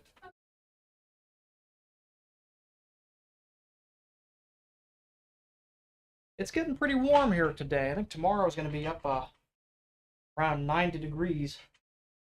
Not ideal gardening weather. There you go. You deserve one. Spent the last couple days shoveling dirt, mulch, you name it, out of the back of the truck. So she's pretty tired. Any sign of our woodchuck friend? No, but I mean, I was... While you were out there, of course. I was all... Optimistic that I'm going to get him today. We're going to find out. I threw a lot of half-eaten strawberries. Oh, good. Good. Excellent.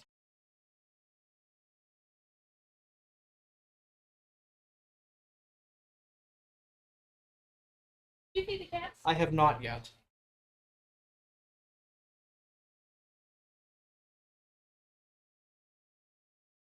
That woodchuck is a real menace.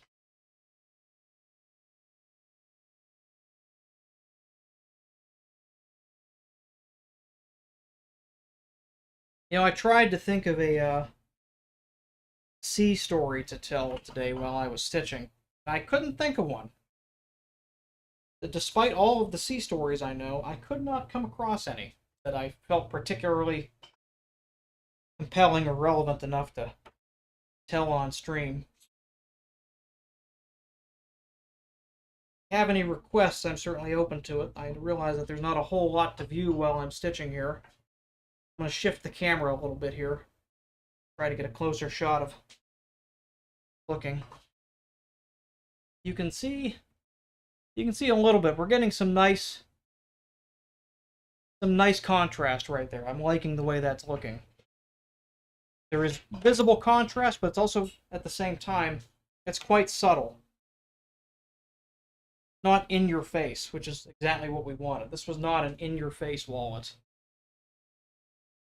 This is a make you look twice wallet. This one is. We're rounding that first corner there. Like I said, I'm going to get across the top here just so you can see how that hidden stitch looks.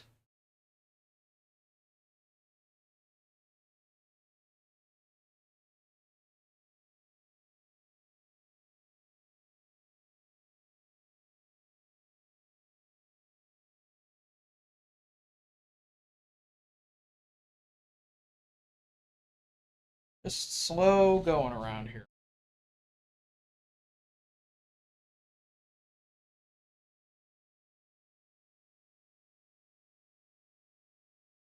And it gets a lot easier as I go, as the thread reduces in length. But for now, there's quite quite a bit to manage.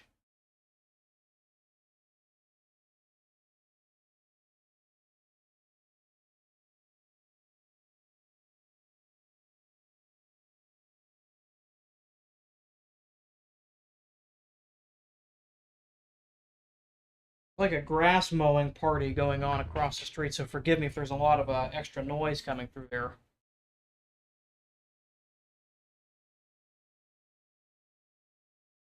Yeah, it is. It is. I usually just balance mine on my stool here. I try to, when I'm just working normally, I try to balance how much I'm sitting versus standing. Keeps a keeps a little more exercise than just sitting on a stool all day. Or I don't know if I had my microphone muted, but thank you again very much for that very, very kind donation. That will be coffee later. Much appreciated.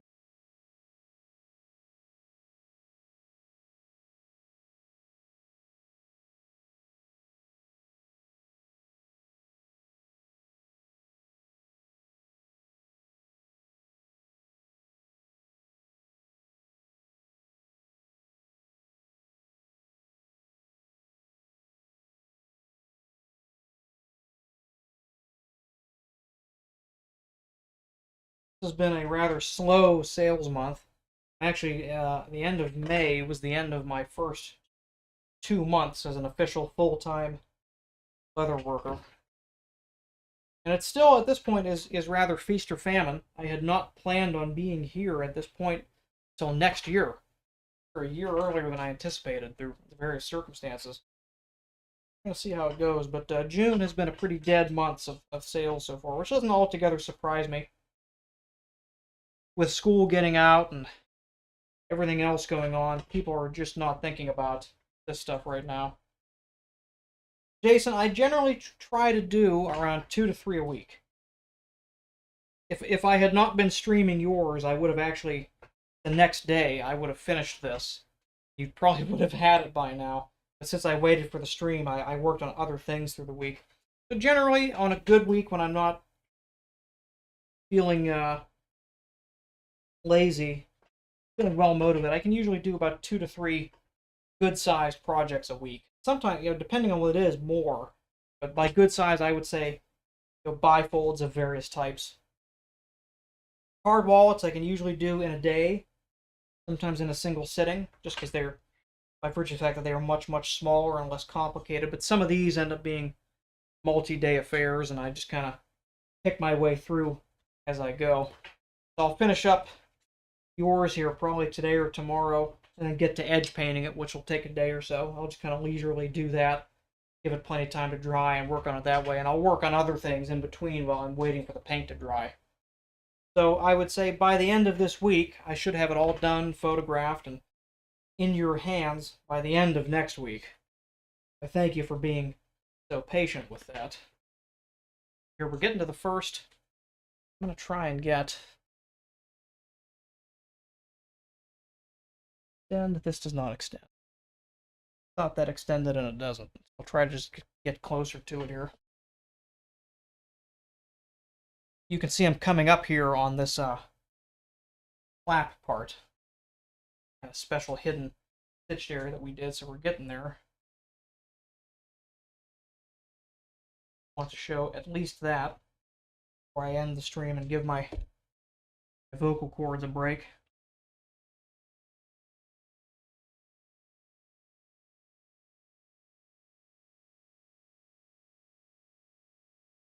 But when I don't have standing orders, which I have only one after this one, I'm waiting for materials for it. I'll usually sit down and just whatever I feel like making, it's my chance to kind of be creative.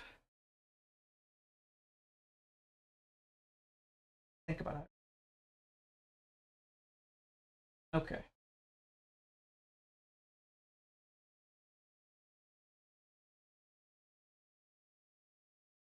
I have to think for a second about this because there's a double stitch. I'm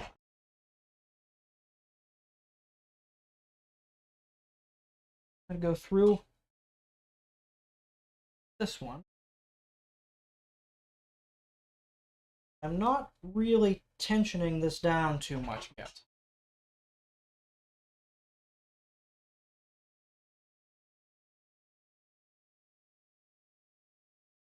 I'm going to lift this up a little bit.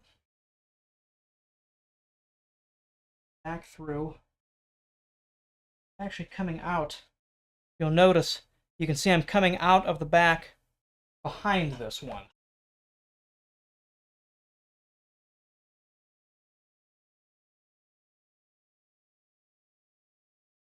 So that my stitch is actually going to carry on now. Now my stitch continues as normal. The next hole is behind it.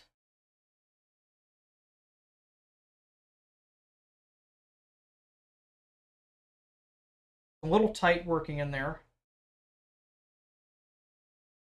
Manageable.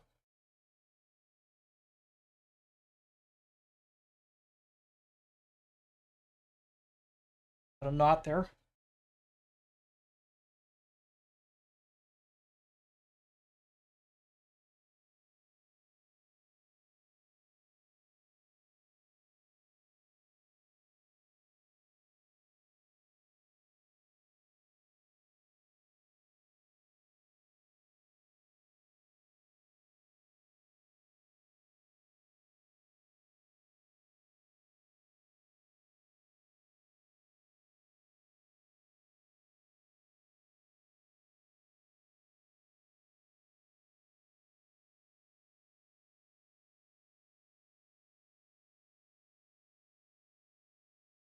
Now getting to a point where we're going to start.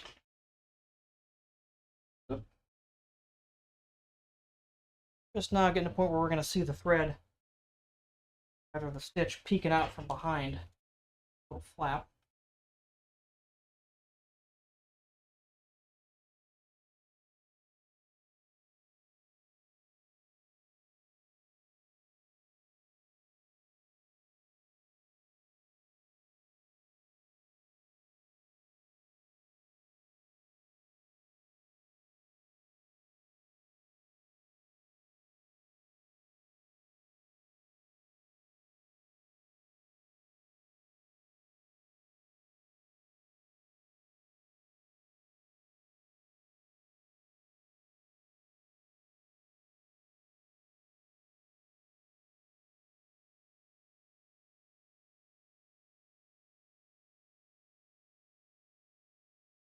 See, now you can kind of see, you can see that thread line coming out from behind there.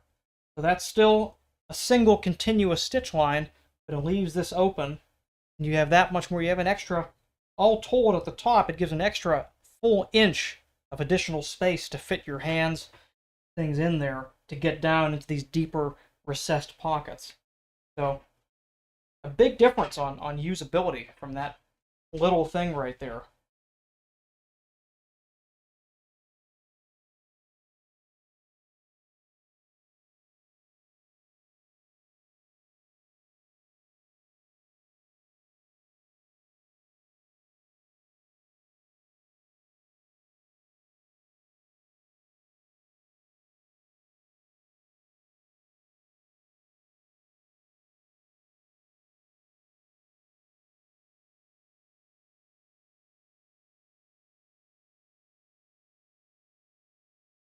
Going to the other side here.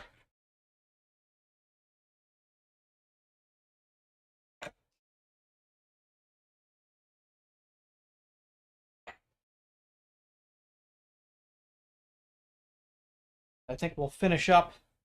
We'll come to about here, so that way we can see the full effect of that stitch line there, and I think we'll call the stream at an end there. I usually try not to go longer than 2 hours. Mostly for my own sake, but also for yours. God bless you for sitting here this long. I hope that you found this entertaining. Certainly enjoy having an audience, so thank you very much. If you have any questions, like I said, the stream is going to be wrapping up pretty soon here. So if you have any questions that you would like answered, then now would be a good time to ask them so that I can address them before the stream ends. So we probably only got another 5 or 10 minutes here.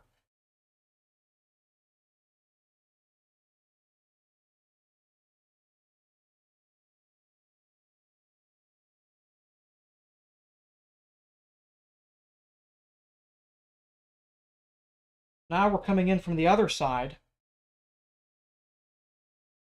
Up. Now we're coming in the opposite direction onto this other card slot.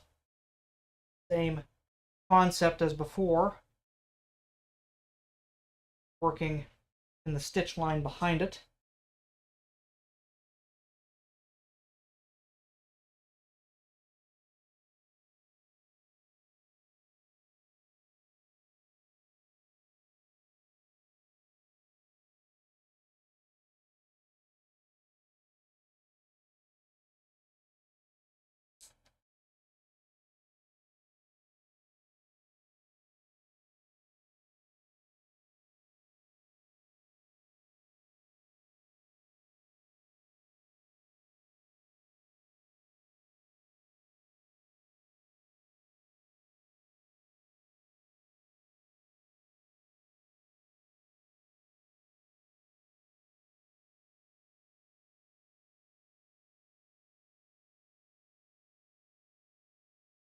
Almost.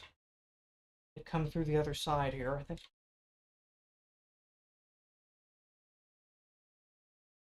I believe it's actually this next stitch. Yes, it is. Next stitch. I'm going to start this next stitch going behind this one. Now, the other needle is going to come through front. That.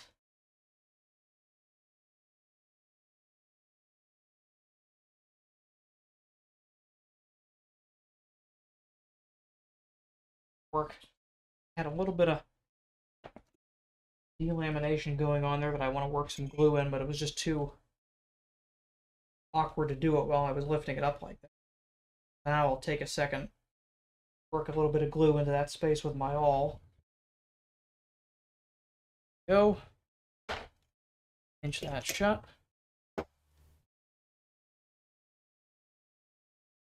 Yes, I do, Roger. I generally do a second stitch across the tops of all of my card slots. And I do that more, not as a structural thing, although you do get that bonus out of it. But I actually do it more as an aesthetic choice.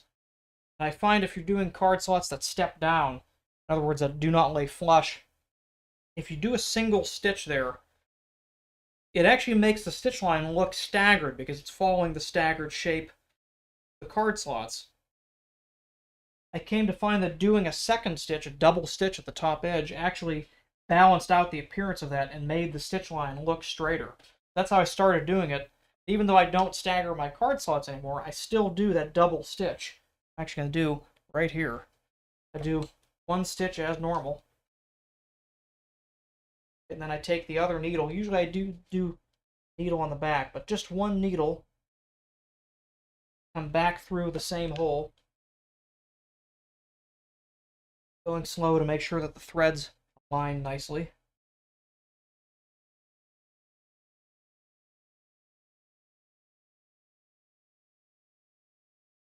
Nice, clean, double stitch. Top edge of that card slot. So yes, you do get some additional structural strength from it, but not much. So again, for me, it is more an aesthetic choice than anything else. So I would say this is the last call for questions. Like I said, in a few minutes here, probably about 5 minutes, I'm going to wrap the stream up here. So any questions or comments, please do put them out right now if you got them. I'll do my best to answer them. Speak now or forever hold your peace, and until next Monday, at least.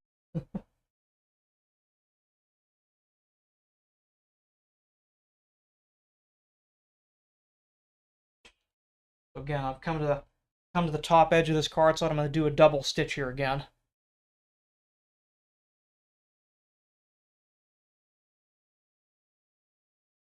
There's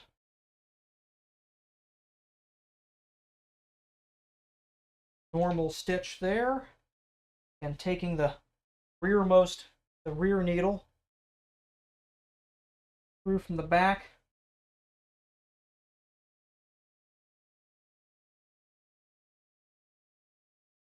cast it, I go underneath the other thread and over the top.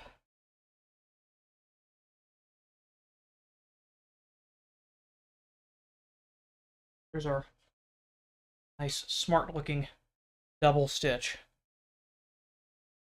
I don't generally use many conditioners, Jason. I will hit everything I do with a saffron polish first, which works very well on the calfskin. But I think generally the idea of conditioning leather is overblown. You really should not need to condition it much, if at all. But if you were going to, I would recommend the saffron products. They are good, and although they may be pricey for how little you would really need to use of it, one bottle of whatever your choice is would last you a lifetime. I use the polish. This is what I prefer to use, the Medel Dior 1925. I use the Pate in neutral, and I put it on everything that I make. I put it on all leathers other than suede. And on the alligator, before I apply the Pate Deluxe, I will put on a layer of Reptan, which is another saffron product. But again, those are not so much conditioners as they are polishes and cleaners. So when you receive this, there will be no need for you to do anything. I would say carry it for a couple months, and if you start to notice that if it feels a bit dry, if you're carrying it a lot in very dry environments, then you may want to hit it with a conditioner, but my guess is you will probably not need to. You would have to be pretty rough on it to actually have to do that, and I would say that probably simply doing the polish every couple months would probably be enough. In my own wallet, for instance, I have never conditioned or polished it since the day I made it. That was 2 years ago, and it gets pretty rough use. I overstuff it and I put it in my back pocket, so I certainly am not babying it. And I never do anything to it. So, like I said, unless you specifically need to, I wouldn't bother. Wouldn't bother doing anything to it. So you actually have a verifiable, confirmed need.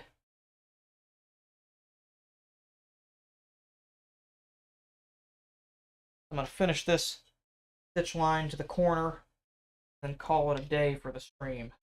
Thank you all very much for watching. I got a lot done today. I wasn't sure that I was actually going to get to this point. I was starting to take a little more time than I really wanted to in the assembly and cutting part of this, but it ended up being time well spent.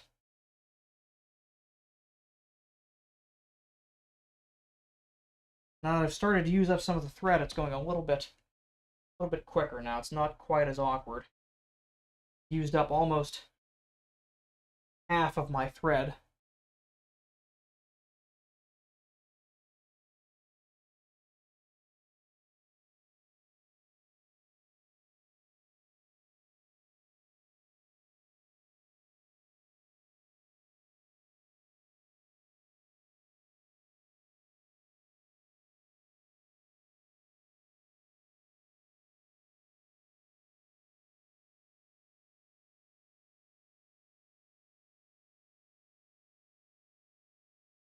I think that is as good a point to stop as any.